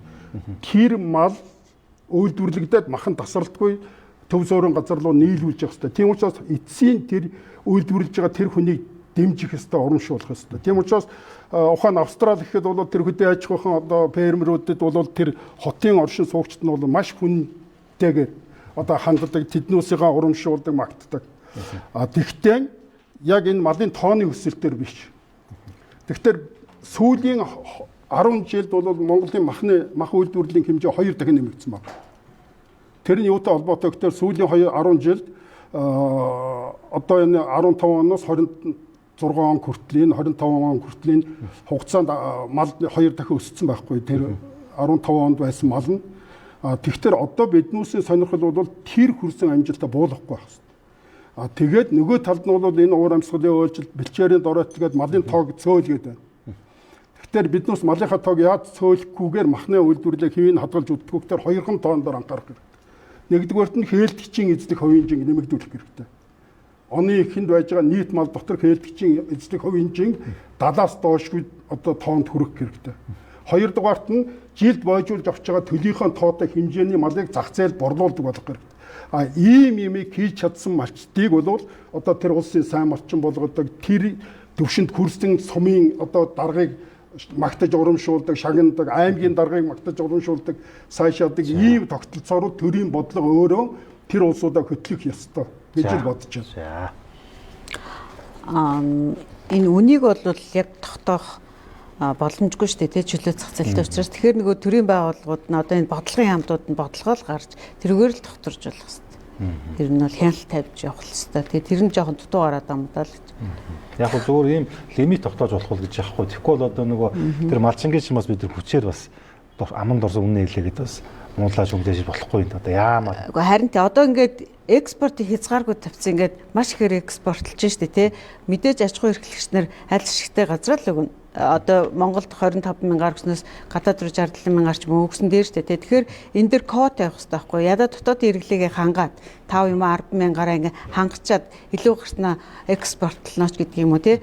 Ингээд бодлогоороо ингэж юу явж ийж энэ үний өсөлт хөөргөл нэг хомсдол чинь арилах байхгүй юу? За үнийн тааз тогтоон гэдэг бол төвлөрсөн төлөвлөлт эдийн засгийн оронд их амархан ажил.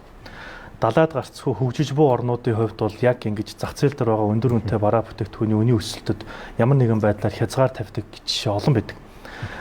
Гэтэл тийм орнууд ер нь голцоо ингээ харахаар одоо хэрэглээний үнийн индекс өндөр иргэдийн орлого бага мөртлөө тухайн бараа бүтээгдэхүүний үн зах зээл дээр замраагүйс нэмэгдэж байгаа тохиолдолд бол төрөөс хатуу хяналт хийдэг кейсүүд бол ер нь байдаг л да. Тэгээд манай монголчин өөрөө зах зээлийн эдийн засгт орох учраас төрөөс бол шууд энэ үнийг тэд тэгээ тогтоо гэхээр хэцүү. Гэтэ таны асууж байгаа зүйл бол төрийг хатуу хяналт биш, зүгээр санал болгож болохгүй мөн гэдэг байдлаас ярьж байгаа тийм.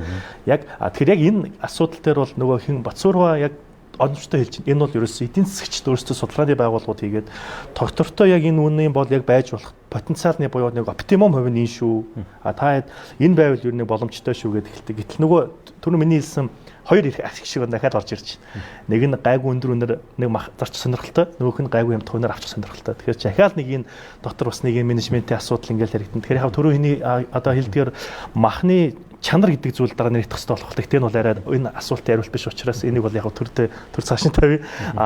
Тэгэхээр харин энэ дээр бол яг харж байхад бол бид нар энийг төрөөс бол гэхээс илүүтэйгээр нөгөө Батцуурга байлдгээр яалтчгүй нөгөө түрүүн хэлсэн одоо төлж байгаа малын тоотой тэнцүү хэмжээний тоог малын тоог л одоо үндсэндээ зах зээл рүү шахаж чадах нь бас эргээл нөгөө яалтчгүй тоогоо барина тий тоогоо барьж ингэж үнийн тогтвортой байдал борж болох байна. Тэгэхээр бид нар нөгөө яг үнийн яг одоо тохиромж таазыг тэд гэж хэлэх нь бол судлаачдын асуудал.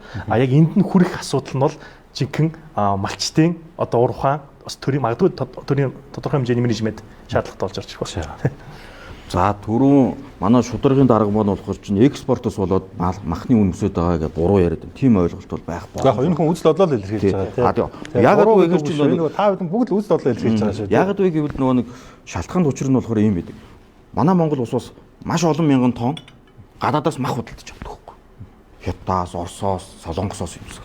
Тэрийг дахиа гахаа өөр янз бүр. Тэр чинь манад байхгүй шүү дээ. Тэгээ худалдаж авдаг. Тийм болохоор чи нөгөө экспорт импорт хоёр чи ерөнхийдөө би нэг тоо хэмжээний хувьд бол мөргөө явчихж байгаа. Тийм болохоор чи экспортын нөгөө нөлөөл байхгүй гэдэг цаа санааг нь хэлж байгаа. Хоёрдугаар болохоор чи Монгол улсад болохоор түрүүн манайхан хэлж гин чөлөө зах зээлийн эдийн засгт орон тийм болохоор яг Монгол улс болохоор чи эдийн засаг судлаач хүний хувьд ингээ хэлэх юм бол Монгол улс бол чи зах зээлийн эдийн засгт орон бол биш байдаг. Ягаад гэвэл зах зээлийн төр болгороо нийлүүлэлтийн бодлогыг барьчихдаг. Тэгээд одоо жишээлбэл шударгын хүн болгож торгон шийтгэн гэдэг дагаад яахсан нь төр өөр үнд оролцоод авахгүй тодорхой хэмжээгээр ямар нэгэн байдлаар заавал оролцож байгаа. Тэгэхээр чи Монгол улс болгож биржийн харилцаа өгч байгаа гэдэг. Одоо биржийн харилцаа гэдэг энд сая манай залууны хальт дурдаад өнгөрлөө. Айгүй зүв санаа. Биржийн харилцаа гэдэг чи яах нь зөвхөн мөнгөөр өгж авалцсан тэр харилцааг хэлдэг байхгүй. Дараа тооцоо гэдэг ойлголт өглөг дараа нь би зарчаад махныхаа мөнгийг өгнө гэдэг ойлголт хизээж байж болохгүй. Тэр харилцаа гэж. Хоёрт болохоор мал болгоор чинь хувийн өмчгээ түрүүн хэлсэн тий. Тэгвэл малыг болгоор чинь 100% хувийн өмч гэж хийж болохгүй. Яагаад гэвэл тэр мал яг өсдөг тийм өртөг зардлыг бүрдүүлж байгаа тэр бэлчээр нь болохоор чинь төрийн өмч хэвээр байгаа.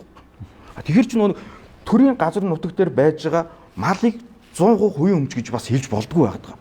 Малын бэлчээрийг хувьчлаагүй зөвхөн малын хөвчлөсөн тохиолдолд бол тэр болгож чинь хаагас واخгүй. Хаагас явчихад байгаа. Тийм болгож чинь тийм. За Австрал түрүү анх Батцуур дарга болгож чинь дурдчихсан Австралд ингээд Австралд болохоор чинь ингээд зарим тохиолдолд болохоор малын бэлчээр дээр нь очиод хонь аав гэх юм бол пэр үнэгүй байдаг. Австралд малын бэлчээрээс нь очиод аав. Яг тэгвэл нөгөө тоо хэмжээ нь өсчихсөн. Бэлчээрээ бохирдуулаад байгаа. Мал ингээд нөгөө бааш хийсэн болохоор чи агаар хүрсээ бохирдуулдаг. Туурай нугаар хүрсээ өвддөг тийм баг. Норвегид болохоор чи одоо жишээл юу байж байгаа. Малаас болохоор чинь агаар хөрс бохирдуулсны албан татвар авдаг баг. Яг одоо уул уурхатай адилхан. Ягаад гэвэл чинь малын туурай болохоор чинь маш их бэлчээрийг өвддөг. Би жишээл нь болохоор чинь тийм их өвддөг болохоор чинь манайх жишээл нь 15 малтай байсан баггүй би жишээл нь. Тэгвэл бид нар чинь манай өхөр болгоор чинь нэг сайландаа нэг саамдаа болгоор чинь 5 литр чим 3-5 литр өгч чинь тэгээ өгшөөж битээр чинь 4 үхрээс саана 2-8% дүүрэн нэг саамдаад дүүргээд авчдаг гэсэн. Тэгэхээр чи бид нар үр ашиггүй тоо. Ингээд одоо Монгол малын махыг чи өрөөдөө тоож худалдаж авахгүй өөр монголчууд тоож худалдаж авдаг. Яагаад гэвэл чи Монгол малууд болгоор чи бааш хийсэн дээрээ хэвтрээд ингээд арсанд нь ингээд нөгөө цэвэрлэгээ үйлчлэгийг хийж чаддаг. За төр оролцох боломж. Төр оролцохгүй ч гэсэн менежмент хийх бүрэн боломжтой шүү. Менежментээр жишээлбэл зүгээр Улаанбаатар хотын за алслагцаа 2 дүүргийг хасч байгаа. Улаанбаатар 6 болоо 7 дүүргөө тэр дүүрэг болгоны донд нэг л юм зах хийж эхэлдэг. Иргэн хямдхан авахыг хичээж байна. Малчин төгөл үнэтэй зах хийж байна. Яг бол ганц хөрөнгө нь мал юм чинь. Ганц хөрөнгө нь мах юм чинь. Ганц орлого нь тэр учраас. Яг бол малчин зэрэгэд бусад бид нар бүх хэрэгжилгээг авна. Тэд нар үнэтэй учраас үнэтэй зарахыг бодно. Тэгвэл яг нэг дүүрэгт нэгийг л хийж эхэлдэг. Дөрвөн шиг зогсоолын дэд үтсэн шийдэж өгөөд тэгэл болоо шүү дээ. Энд нэг тийм төр амар бодлогын шаардлагагүй хаа. За би ингэж л бодод байна л да. Ер нь нэг төрийн оролцсон юм ингээд заримдаа бас нэг жоохон дампуу ч юм уу хэрэггүй ч юм шиг те. Ер нь ингээд яг энэ мах бэлтгэл энэ одоо махны асуудал дээр хэтэрхий нүдэ аж ахуй яамч гэдэг юм уу. Энэ нийслэлээс ороод бас дэмий ч юм уу. За мэдгүй. За дараагийн сэдв. Түрүүн та нар малын чанар махны чанар гэж ярьлаа. Энэ бол яг харахгүй эрүүл ахуйтайгаа л холбогдсон те. Эрүүл малын мах бол чанартай л байна.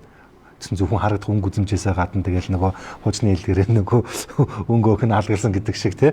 Одоо сүүлчинд гантгэлсэн мах энэ төр гэдэг бүр нэг реклам бүртлгаараа явж байна. За яг уу ийм байна. Манайх зарим нэгэн малын гоц халдвар төвчнийг бол одоо хүртэл устгаж чадаагүй байгаа. Улирлын чанартаагаар ингээ үе гардаг те. За тэгэхээр энэ маань одоо бид нар 2 хөрштөөгөөс гадна 3 дахь хөрш. За түрүүн одоо энэ хин тод багш бол сайн мэдчихэж байгаа. Өөрөөс нэг багшийн хамтар гадаад зарилцсан юм дээр юм бас нэг юм та ирсэн байсан те. Бас энэ Монгол малын махын гарцны одоо яах вэ Персен болон Араби орнууд гэдэг. Тэгэхээр бидний мал маш цэвэр чанартай, эрүүл ахуйтай байж дэлхийн зах зээл дээр борлогдно л доо. Тэгэхээр эн чинь зөвхөн гадаадууд гоё махаа өгөөд дотоод хэрэглэгчтэй одоо юу гэдэг нь түрүүний хил дээр шивтэр хангалсан махаа өгөөд болохгүй шүү дээ. Тэгэхээр нийт энэ одоо энэ 50-60 сая малаа яаж эрүүлжүүлэх ёстой юм бол те бид юу н одоо уулын мал эмнэлгээс урьсан тэгээд дарга зэргийн шаваа солигдсон юм байлээ тэгээд би мэдэн чи мэдгүй л гэж надад хэлсэн тэгээд би баярлалаа л гэсэн. Яг уу. Тэг яг уу олон улсын чи махны дүрм гэдэг том дүрм байгаа. Дэлхийд даяар бүх орнууд мөрддөг.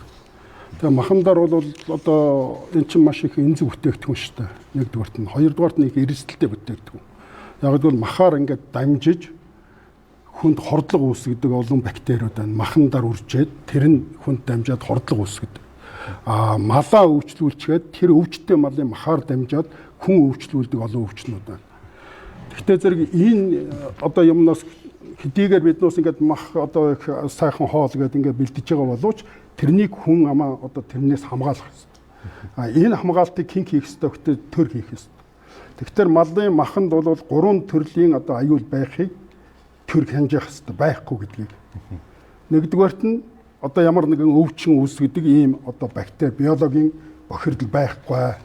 Хоёрдугаарт нь одоо тэр малын ийм тэгээд мал эмнэлэгт хэрэгжилж байгаа пестицид, бусад химийн бодис одоо энэ уурхам уурхайтай болоод гарч ирж байгаа энэ янз бүрийн химийн бодисын үлдэгдэл энэ маханд байхгүй гэдгийг бас одоо хянжих хэрэгтэй. Гуравдугаарт нь тэр махыг бэлтгэхийн явцад ямар нэгэн одоо бодит биед одоо физик зүйлүүд маханд ороогүй гэдгийг одоо баталгаажуулж явах хэрэгтэй. Тэгэхээр энэ 3 одоо аюулыг хяндаг тогтолцоог төр бий болох ёстой. Тэгвэл энэ 3-ыг хянах асуудал бол зүгээр эцсийн бүтээгдэхүүнийг очиж барьж аваад шинжилээд хянчдаг зүйл биш. Ерөөсөө тэр малыг амьд байхаас нь ахгуулаад яг малчны одоо юу хэрэглэгчийн ширээн дээр ирэх хүртэлх тэр бүх шат дамжлага болгондоор нь хяндаг юм тусгай тогтолцоог бий болгож өгчөөж энэнийг сая одоо тэрнийг хангадаг ийм тогтолцоог бий болгоол гэдгийг дэлхийд дахин одоо зааварлаж байгаа. Тийм учраас Монголд бол энэ тогтолцоог нь бий болгох ёстой. Тэхийн тулд малыг төхөөрхийн өмнө малын эмч эрүүл мэндийн үзлэг хийдэг байх ёстой. Төхөөрөө гараад ирэхдээ зэрэг эрүүл гадна талаас харагдахад эрүүл харагдаад байж магадгүй.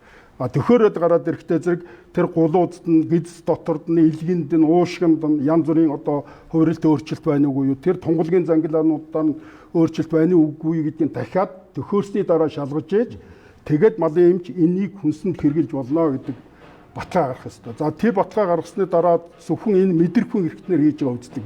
Тэр баталгаа малын эмч гаргаж байна. Тэрний дараа бол лабораторийн аргаар энэ бактерийн бохирдолт нь зөвшөөрөгдөх хэмжээнээс гэтрээгүй. Тэр малын эмийн үлдэгдэл, химийн бодисын үлдэгдэл нь зөвшөөрөгдөх хэмжээнээс гэтрээгүй гэдгийг лабораторийн аргаар баталгаажуулах ёстой. За энэ нөхцөл хангагчид сая хэрэглэгчдэд эрүүл аюулгүй мах очих ёстой. За энэ залуу яг тэр малчтыг одоо ингээд орлогын нэмэгдүүлээ шууд малчтын зах зээл бий болгох гээд яриад байна л да. 2 стандарт байж болохгүй. Тэгэхээр яг тэр малчны захтаар зарж байгаа мах захын өөрийнх нь ариун цэвэр аюулгүй байдал, махных нь ариун цэвэр аюулгүй байдал нь яг бусад одоо газар тавигддаг ариун цэвэр аюулгүй байдлын шаардлага яг адилхан байх ёстой. Адилхан байгаа нөхцөлд бол тэр ямар цахаа хэн байгуулад ажиллах нь бол хамаагүй асуудал шүү. За. Та юу гэж бодож байна? За энэ нөгөө малын орогдолтой холбоотой түрүүд ирсэн шүү дээ. Одоо нөгөө өнгөрсөн жилийн нөгөө цуднаар бол одоо 60-аас 70-60 сая малтай болсон гэдэг. Тэгэхээр нөгөө нэг сайн малчин гээд одоо тоонд анхаарах биш гээд байгаагийн чинь малчид өөрсдөө бас мэдцээ. Одоо ингэ тоон их байхаас илүү мал махаа чанаржуулъя гээд тэд нар ч бас хичээдэг болцсон. Тэгээд одоо нөгөө тоон дээрээ анхаарахаа болоод махаа чанаржуулсан байна. За тэгээд одоо энэ өндөр том худалдааны төвүүд болохоор хажуудаа лабораторитэй тийшээгээ болохоор бас гайгүй махнуудаа авч өгөөд ийн гэж байгаа. Тэгэхээр одоо энэ шинэ юм гарч ирэхээр бас л нэг дутагдaltaй тал байдаг шүү дээ. Одоо энэ малчтын захыг жишээлхэд бол одоо хажуудаа том лаборатори байгаа гэж бол сайн мэдэхгүй байна. Тийм бол байх бах тий. Байх нь байгаа юу тий. Тэгээд нөгөө тийшээ болохоор ингээд нөгөө чанаргүй махаа авч өгдөг ч гэдэг юм яг нэг тийм дүгнэлт ярьжсэн л да түрүүнд. Тэгэхээр нь би бодож байгаа. Ер нь бол тэгээд өмнө ч гэсэн мэрэгжлийн хэлтийн байгууллага нь хинаа явдаг байсан. Тэгээд хяналт сулрах тусмал тэгэл энэ бас чанар эрүүлгүй хавилгүй адил чинь л алдагдаад байна л гэсэн үг шүү. Чанар дээр бол одоо ярих юм зөндөө байгаа ялтчихгүй. Түрүүн одоо судлаачийн хэлдгээр бол үнэхээр л одоо бид нар нөгөө малын тоонд өгдөг зөөр шагнал шүү дээ 1000 малчин гэдэг чинь. Бүр нэг хэсэг ингэдэг байсан өмнө. Бүр өмнө. Би одоо өмнө зөв санаж байгаа бол нөгөө хонь бол 4 сар хийлээд байдаг учраас жилдээ 2 удаа төлө авах гэж оролддог ч юм уу. Эннээс болоод одоо нөгөө гарсан төлн амьдрах чадвар муутай жижигхэн давжаа гардаг ч юм уу. Тэгээ яг дараа нь бас энийг өөрчилсөн байгаа. Дээрэс нь нөгөө манайд нөгөө байгалийн дур зоргийн хэлтүүлгээр буюу мал ингээд нөгөө дураараа хийлддэг учраас нэг хэсгээ бодоход ингээд дараа нь ингээд нядлагааны газар очиод ингээд хондлоог нь харахаар ингээд нарийн ноостч юм шиг тэгснэ хүзүүг нь бариад үзэхэд бүдүүвтер ноостч юм шиг бүр ингээд юм бүр ингээд нөгөө махны ашигчсэн бүр ингээд замрааг болцсон ингээд үржүүлгээс болоод нэг юм асуудал.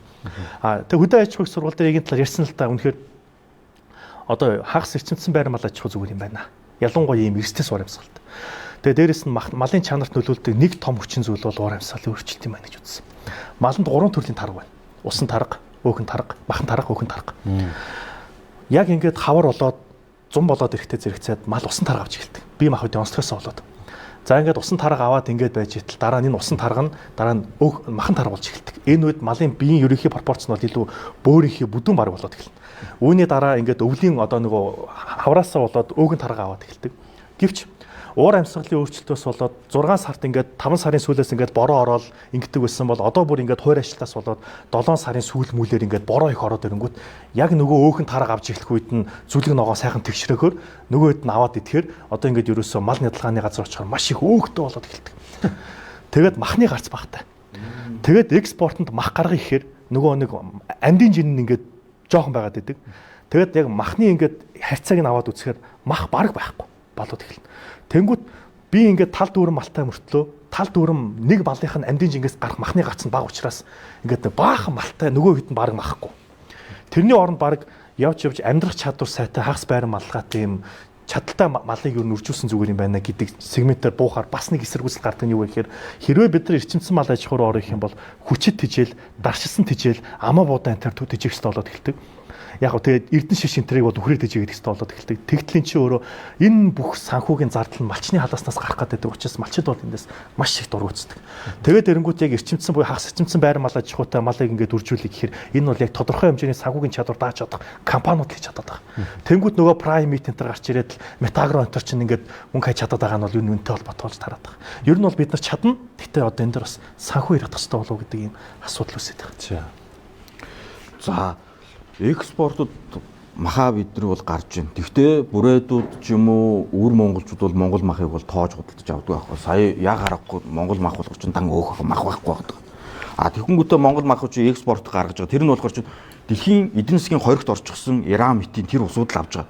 Гадуурхад гэсэн угаасаа бүс нутагтаа ингээд янз бүрийн юмд гадуурхаж. Тийм усууд л яг үү авч гисэн бусд орнууд нь нийлүүлэхгүй байгаа бол. Тэрнээс биш ингээд Иран чөлөө зах зээлийн эдийн засгт нэрнгээсээ ингээд ороод санкцнасаа гараад ирэх юм бол монгол махыг бол тоож авахгүй. Хотоос ингээд манад ингээд хашаанд ирэнгүүтээ гайхаж байгаа юм чинь. Яасан гэж.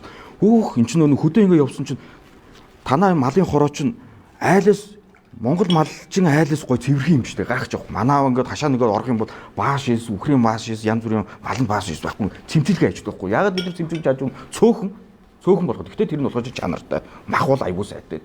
Өөх бараг байхгүй. Одоо манайх чинь би ч нэг малаа нийтлээд идэхт болохоор чинь дан мах байдаг. Өөх аюул багтай байдаг.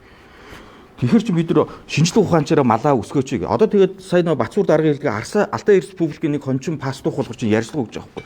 Би болохоор чи малаа ингээд өсгөхөд бол ямар ч асуудал алгаа. Гол нь зарахад болохоор чи асуудал үүсэж байна гэсэн чинь яг аргагүй тэр ахын саяны хэлдгэр нөө аюул олон тэр эрүүл ахын шаардлагуудыг тавьдаг юм л. Тэгэд эмч зөвшөөрсөн тохиолдолд тэрийг арилжаанд оруулах хэрэгтэй. Тэгэхээр чи нөө төр болохоор нөө эрүүл ахуй дээр нь хяналт тавиад арилжаан дээр оролцохыг ерөөсөө тас хорих хэрэгтэй юм л. Оросын тэр нөө төр болохоор чи тэр малчин малаа арилжахад нь бол огт оролцохгүй гол нь тэр эрүүл ахуй дээр нь бол амар өндөр хяналт тавьдаг юм л. За Монгол улсын 3 сая 600 мянган хүн ер нь жилд хэдэн килограмм мах иддэг юм бэ? Энэ талаар ер нь судалгаа байдаг юм уу? 9 сая килограммаар 9 сая гэдэг чинь өрөөсгөлтэй байхгүй. 9 сая хүрээгүй 9 сая хонь юм уу? Шал уур шүү дээ. Хэдэн килограмм мах иддэг. Эхлээд тэрийг гаргачих хэрэгтэй. Дараа нь бид нар жилд хэдэн килограммыг экспортлох боломжтой тэрийг гаргачих хэрэгтэй. Түн дээр квот авчих хэрэгтэй. Тэгэхгүй ижиж нэг л гадагшаа экспорт хийгээд идэг дотоодынхоо хэрэгцээг хангаж чадахгүй ижиж өнөөдөр ямар байдалтай байгаа вэ? Тэгчид нэг шинжлэх ухааны эрсдээс эхлээд тоон дээр гарсан дээр байгаа. Тэгэлээ манай одоо улс биднээс дээр л хүмүүс дээр байгаа байлгүй дээ. Энийг боддгоо л байлгүй дээ гэж боддог шүү дээ дотор. Тийм түрүү таны хэлсэн дээр бас нэмэт хэлгээд бол манайх тооцоо гаргаж үзээд жилд бол 100 мянган тонн мах экспортлох боломжтой. Жилд 9 сая килограмм билүү дээ гэж би санаж байна. Махны хэрэглээтэй байдаг гэж сонсч ирсэн юм байна. Тэгэхээр энэ дээр бас магадгүй өшөө илүү нарийн бас байх шаардлагатай байна.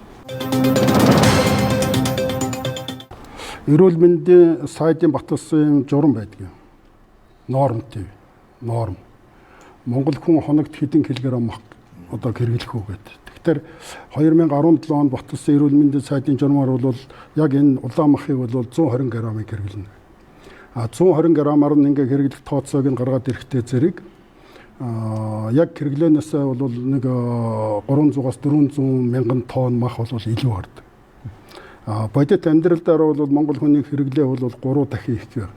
Одоо бол 360-аас 400 грамм махыг хэрэглэж байгаа хоногт.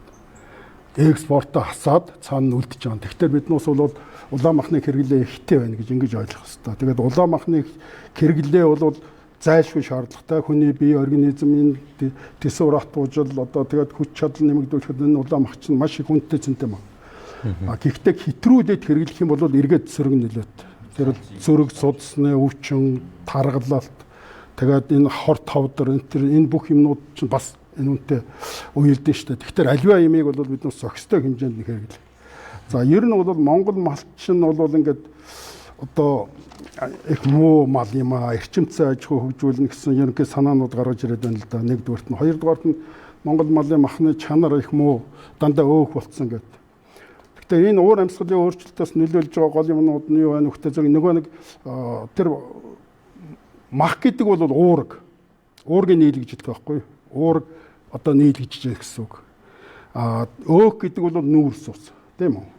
Тэгвэл чин зэрэг нүүрс усан дамгаалаад уураг нь баг болчтой зэрэг махны үнцийн бол алга болчихж байгаа. Яагаад уургийн нийлэгжилт байхгүй багдаж байгаа нөхтэй зэрэг идэж байгаа өвс ургамал дотор нь уураг нийлэгжүүлдэг нэг амийн хүчлүүд нь баг болоод оронд нь өөх тос ихтэй ургамал ингээд ургаад их ургаад ирэхтэй зэрэг тэр өөх тос ихтэй эфирийн тос ихтэй ургамал идсэн мал тарган өөхөл харагдаад байхаас ш нөгөө уург нь мах нь одоо хар мах нь байхгүй болчиход байгаа байхгүй. Тийм учраас бид нус энэ бэлчээрийг одоо сэлгээтэй ашиглаа даацын тохируулъя гэдэг байгаагийн гол нь юу гэхтэй зэрэг тэр уург үүсгдэг тэр үн цэнтэй ургамлын нөхөн сэргэж ургах бололцоог нь энэ бэлчээрт байгальд олох ийм асуудлыг яриад байгаа юм. Тэрнээс ш ерөөсөө ингээд жил болгон давтаал нэг бэлчээрээс ингээд үлжэнээс нэг 2 км-аар холдож буучгаал тэгэл одоо буцаал үлжэнд ордог. Энэ хооронд чинь бол тэр бэлчээр чинь сэргэж чадахгүй шүү дээ. Тийм учраас тэр Цогтгэрл Баатар гэж их мундаг хүн байсан надыг одоо залуу байхад Ховд аймгийн Даруй сумын одоо хөдөлмөрийн Баатар Цогтгэрл гэж хонь хариулдаг хончин. Тэр хүн бол ингээд хоньыг одоо махан тарга авахгүй болоход үүрэг нь эсгэлэн хурган чигтэй газар хариулвал махан тарга бүрэн авд юм а гэж. Намхаа Нямбаваатар мөн одоо тэр ямар ургамал идсэн мал махан тарга авдیں гэдгийг ингээд заагаад өгсөн. Гэтэ зэрэг одоо бол энэ орчин үеийн залуу малчид бол тэр малаа таргалуулдаг ургамалтай газар малаа одоо 100 таргалуулж отордж ингэж явах хэрэгтэй. Тэрнээс хөл газрын одоо тэр эфирийн тос ихтэй ийм нам дор ургадаг ургамалтай газар тэгэл байгаад байх юм бол мал нь бол махан тарга авч чадахгүй шүү дээ. Тэгээ махан тарга авч чадахгүй байгаа бол ялангуяа орчин үеийн хэрэглэгчид бол өөх ихтэй махыг бол тоохоо байцсан шүү дээ. Австралийн тед бол 1.5 см-аас дээш зузаантай мах чинь бол муу ангиллаараа бол чанар муутай махныхаа ангилд ороод явчихж байгаа. Нэг сэдв ярина. Энэ жоо хэрүүлийн сэдв зөө. Та нар хариулахгүй ч гэж болно. За би зүгээр та нарыг өөр нь өөрийнхөө усанд хүндэл унах гадалгаа санаатай шүү дээ. Шууд хэлчихье. Юу хөө? Малчтын нийгмийн даатгалын шимтгэлийг төр даанаа гэсэн. За энэ хууль хэрэгжээд эхэлсэн. Хэд хэдэн улс төрчийн санаачлаад баг сонгуулийн PR болсон баг. Тэгээ яг одоо локийн зөрчил гарч ийн л да. 5 нөхдөө мал хувийн эмчин бол яахлаараа татвар төлөгчд малчтын нийгэм даатгалыг төлж байгаа юм бол энэ малчид энэ малынхаа махыг биднэрт ингээ хямдралтай үнэр гэдэг юм уу те зарим тохиол хандвилж ийсэн үү? Бид 10 жилдээ байхдаа л малчтад зориулаад 100 турхан гэдэг одоо чөлөнцлаа юу гэдэг ингээл явдаг гэсэн. Одоо 10 жилээр тийм байд би мэдэхгүй байна. За яг би малчд болон иргэдийн хооронд би дайнд игдэхгүй шүү. Зүгээр шудраг бай гэвэл бас шудраг баймаар л байна л та тий. Яагаад бид малчдын нийгэм даатгалын 50% төлж байгаа. Яагаад малчны 3 хүүхдийн нэгний сургуулийн төлбөрийг бид нар төлж байгаа. Яг би ингээд зүгээр нэг талд мэдгэж штэ.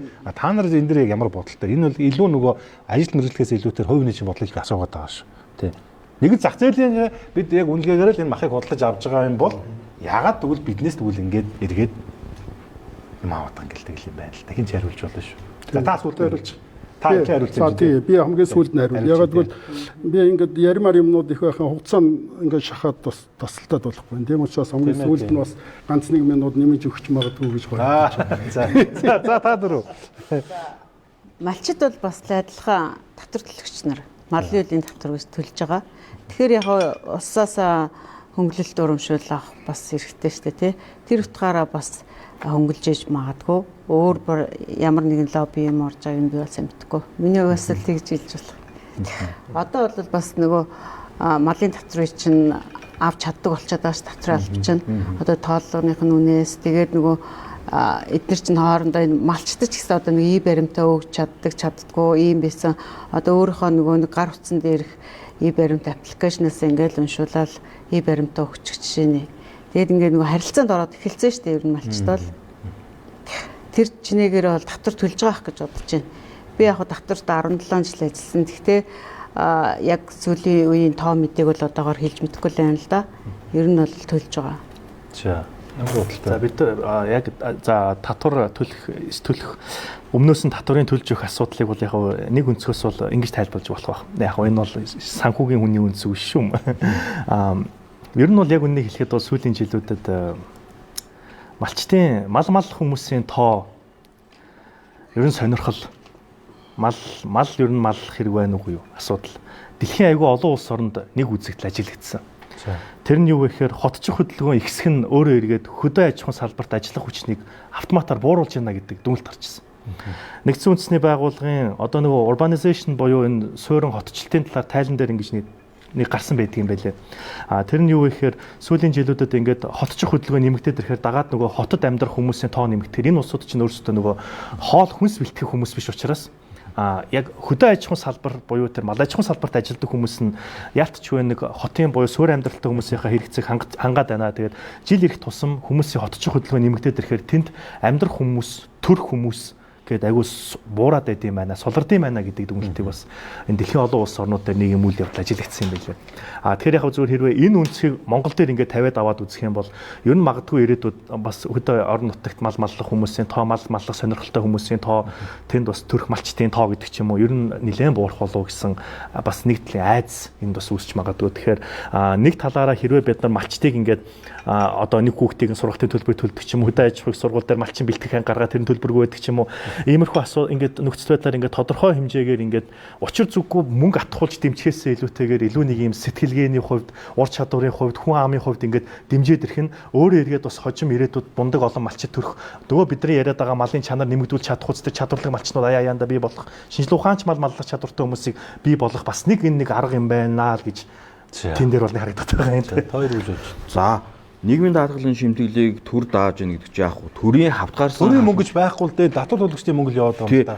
Хавтгаарсан халамжийн нэг хэлбэр болчихж байгаа. Яагаад гэвэл Монгол Ардын нам маань өөрөө орон нутгийн сонгуул ялагдах магадлал бий болоод ирэнгүүт чинь малчдынхаа саналыг авахын тулд яагаад тэгэхээр чинь орон нутагт болохоор нэг Улаанбаатарт хүн амын маань тал орон нутагт болохоор тална гэд юугаа амьдэрчиж байгаа. Тэгэхээр чинь орон нутгийн нэг хүний санал айгүй үн цэнтэй болчихдог байхгүй. Яг Улаанбаатарт бол нэг 5-10 хүний санал алдах гэх тэр нэг асуудал биш. Яг хүн ам олон. Орон нутагт ингээ баг хорон дээр ингээ баг дээр хүрээд ирэхээр юуг болчих. Тэгэхээр чи энийг төр даана гэдэг бол ерөнхийдөө миний үзлээр болохоор чинь маш буруу. Аливаа юмыг ингээ тэгээд малын хөлийн албан татвар ихээр чинь тэр болохоор чинь төсөвт эзлэх хувийн чинь болохоор чинь 0.1% баг болчихж байгаа. Ямар ч нөлөөлөл огт байхгүй.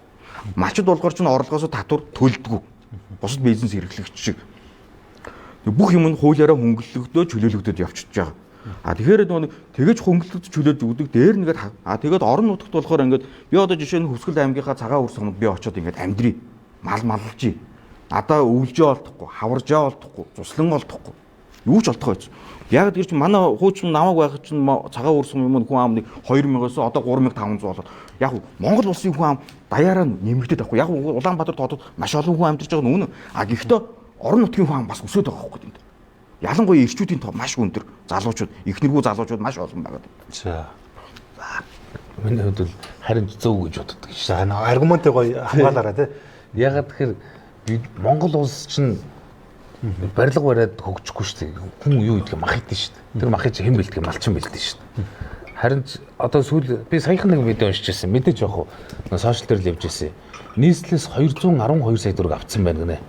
Яагаад гэдгсэн чинь хөдөөч малчин болоод зөв шүү дээ. Гэр бүлийн хоц тий. Хотоос нэг төгжрлийг чинь нэг машиныг гаргаад өгсөн байна шүү дээ. Мөнгөнд дүн жоох их үж магадгүй л тий. Гэхдээ яг иймэрхүү байдлаар ер нь жоохон дэмжих хэрэгтэй болов уу? Энд чинь бас нөгөө нэг засгийн газрын нэг төлөвлөлийг сааруулах бодлогын хүрээнд тэр бодлого чинь гарч иржсэн байхгүй. Тэгээ одоо Испанд ч юм уу одоо Италид болохоор чинь хөдөөлөө явах юм бол дэмждэг. Одоо Норвегид ч юм уу тий. А яагаад гэвэл чинь тэнд болохоор сумынх нь хүн ам нь хөдөөнийх нь хүн ам багасаад байгаа байхгүй.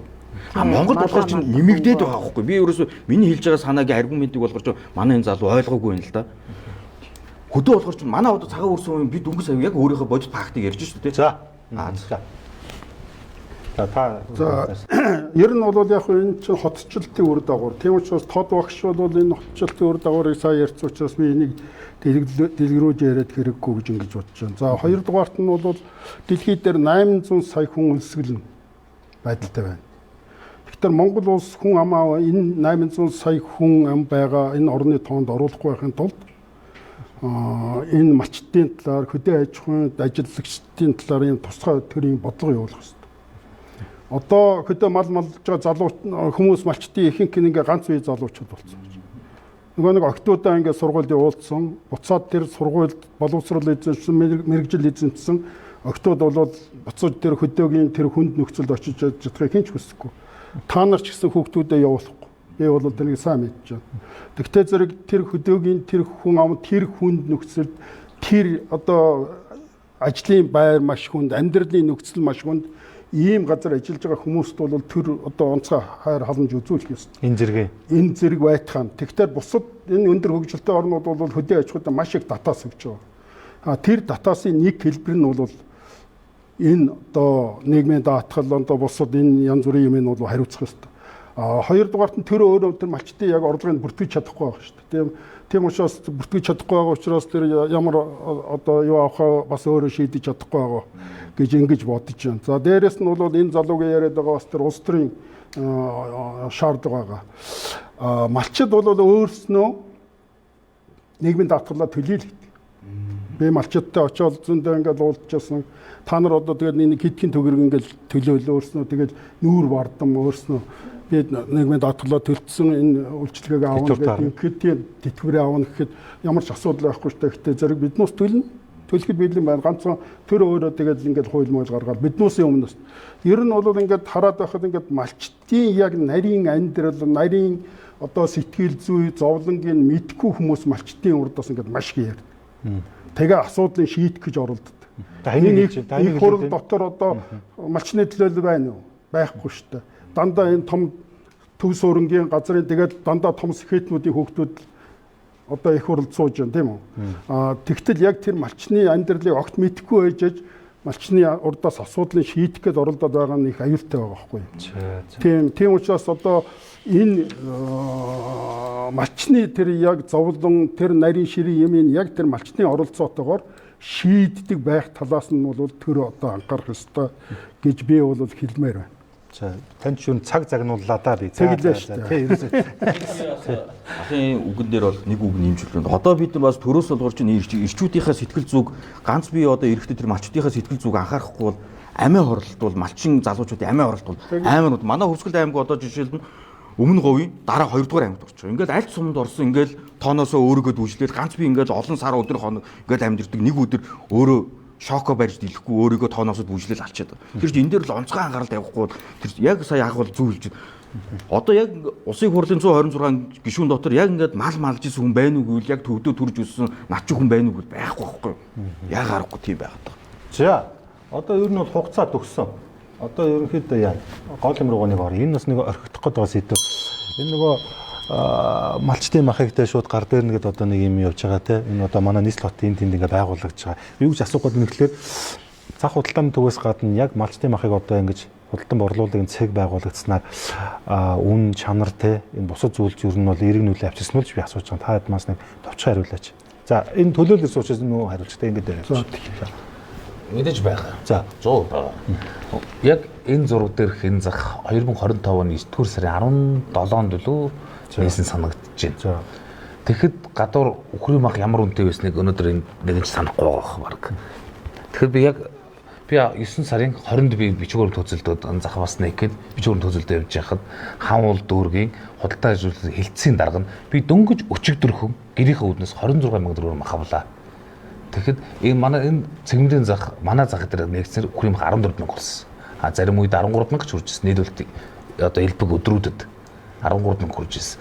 Тэгэхэд иргэд яг тухайн үед нэг 2 сарын хугацаанд бол туйлын байртай байсан. Яг л 26,000 мах чинь тал дээр очсон учраас. Тэгэхээр энэ нь ямар сөрөг үр дагавар авчирсан гэхээр чэнжүүдийн жоо нэг одоо худалдаачдын ашиг орлого буурснараа тэд нар иргэд үнээр автоматар өсгсөн байна. Яг л тэдэрт одоо орж ирэх мах байхгүй болсон учраас. Гэхдээ яг тухайн үед бол махны цэгүүдээр мах хангалттай ирж исэн. Гэнт нэг өдөр байхгүй болсон. Яасан гэсэн чинь чэнжүүд үнэ нэмсэн. Тэгээд ялгаа байхгүй адилхан л энэ чинь чөлөө зах зээл хэмждэг бол адилхан үнийн нэмээд малчтыг оруулахаас аргагүй болсон. Мах эрг үр дагавар авчирсан. Эрүүл мэндийн шаардлага дээр заах зарим нэг олон борооны дараах мөх шиг маш олон гарсан. Одоо ганц хоёрхан л байгаа бах. Эрүүл мэндийн шаардлагыг маш сайн хангасан гэж одоо миний хувьд л үздэг. Та хүн санаж идэг бол саяхан өвлийн нэвтрүүлгүүд явж илсэн Дэнжимийнх дээр 0 орж ирэл тэр гуталтайгаа тэр чигээрээ өдөр ачсан том амбартай машин дотор шиг махан дэгрэг шиг явж байгаа шүү дээ. Тэр махын та бид нар ганзан дээрээс очиж хоол болгоод аваад идчих واخ. Харин малчид өөрсдөө ирэхээр ямар давуу тал байдгийг гэхээр өөрсдөө машин дээр брезентэнд боогод ирсэн. Ядаж шүү. Брезентэнд боогод ирсэн. Зарим нь бол уутлаад ирсэн байдаг.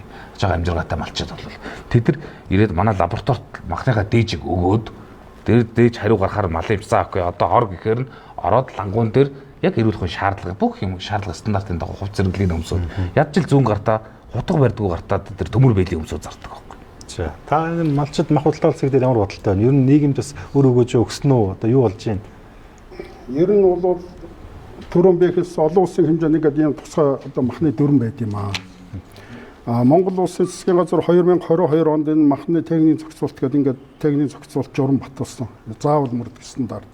Тэрэн дээр бол энэ махыг одоо бэлтгэх зарах энэ бүх юмнуудыг бол маш нарийн заасан байна. За энэ журамтай бол харьшаалж байгаа нэгдүгürt нь. Тийм учраас засгийн газар бол яг хөвгтэй зэрэг яг малчны өөрийнх нь бэлдсэн махыг тусдан зардаг захыг бий болгож өгөх төв суран газруудад. Энэ дээр яг одоо тэр онцгой шаардлагууд тусдаа яг тэрэнд нийцсэн шаардлагуудыг тавих хэрэгтэй. Тэгэхээр малчны яг өөрийнх нь гараар бэлдсэн мал бол биднээс уламжлалаараа бол маш сайн цэвэрхэн бэлддэг. Харамсалтай нь энэний дундуур нөгөө өөр бусад хүмүүс орж ирээд ингээ мах бэлтгэхтэйгээ зэрэг энэ журам нь алдагдчихад байгаа. Дээрээс нь амьд байж байгаа малыг мах болгож хувирах процесс бол маш их нарийн төвхтэй процесс. Энэ бол доод тал нь 48 цаг, дээд тал нь 72 цаг болж иж сая мах бий болно.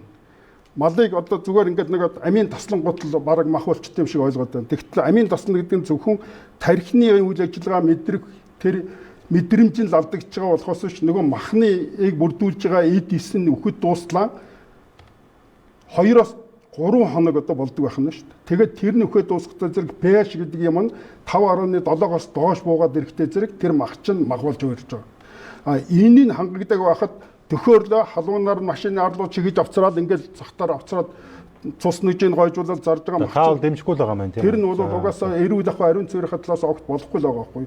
Малчин бол 3 хоног малаа төхөөрөөд идэв гэртээ хананд үлгөөд 3 хоног болгодог.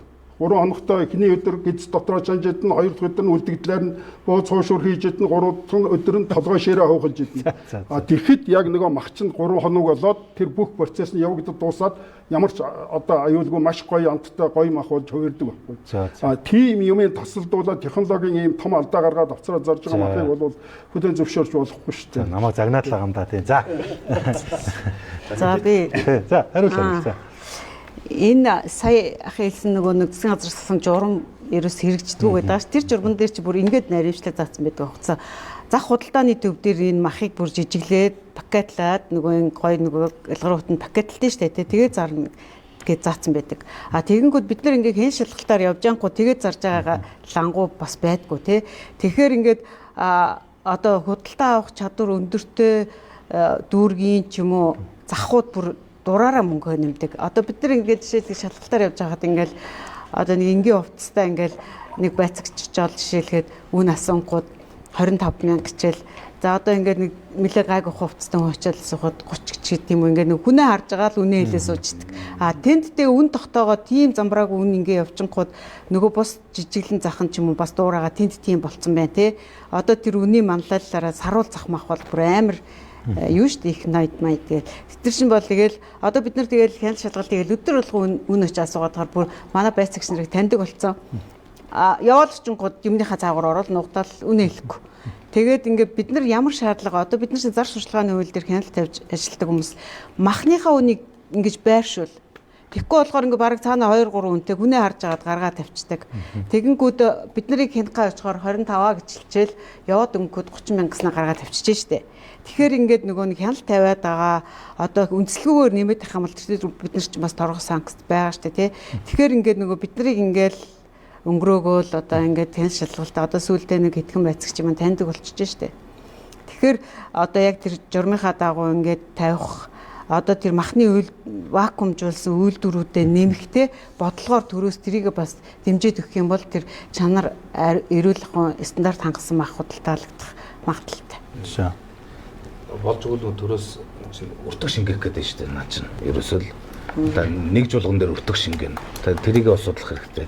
Уртаг шингэн нэмэгдэх тусам хэрэглэгчийн гар дээр очих үн нэмэгдэнэ. А малчин уртаг нэмэгдэхэд малчин үнэ хямдруулах юм уу гэхээр үгүй шүү дээ. Малчин өнөрөөл үгүй. Тэгээ уртаг нэмнэ гэдэг чинь зөвлөд өгөхөд тэр бол нэг эдийн засгийн асуудал байхгүй. Улс орон засгийн газар бол эдийн засгаа хөгжүүлэхийн тулд бол аль болох бүтээгдэхүүн дээр үнцэнтэй бүтээгдэхүүн дээр уртаг шингээж уртаг нэмжээж үнцэн бий болохыг л одоо бодно шүү дээ.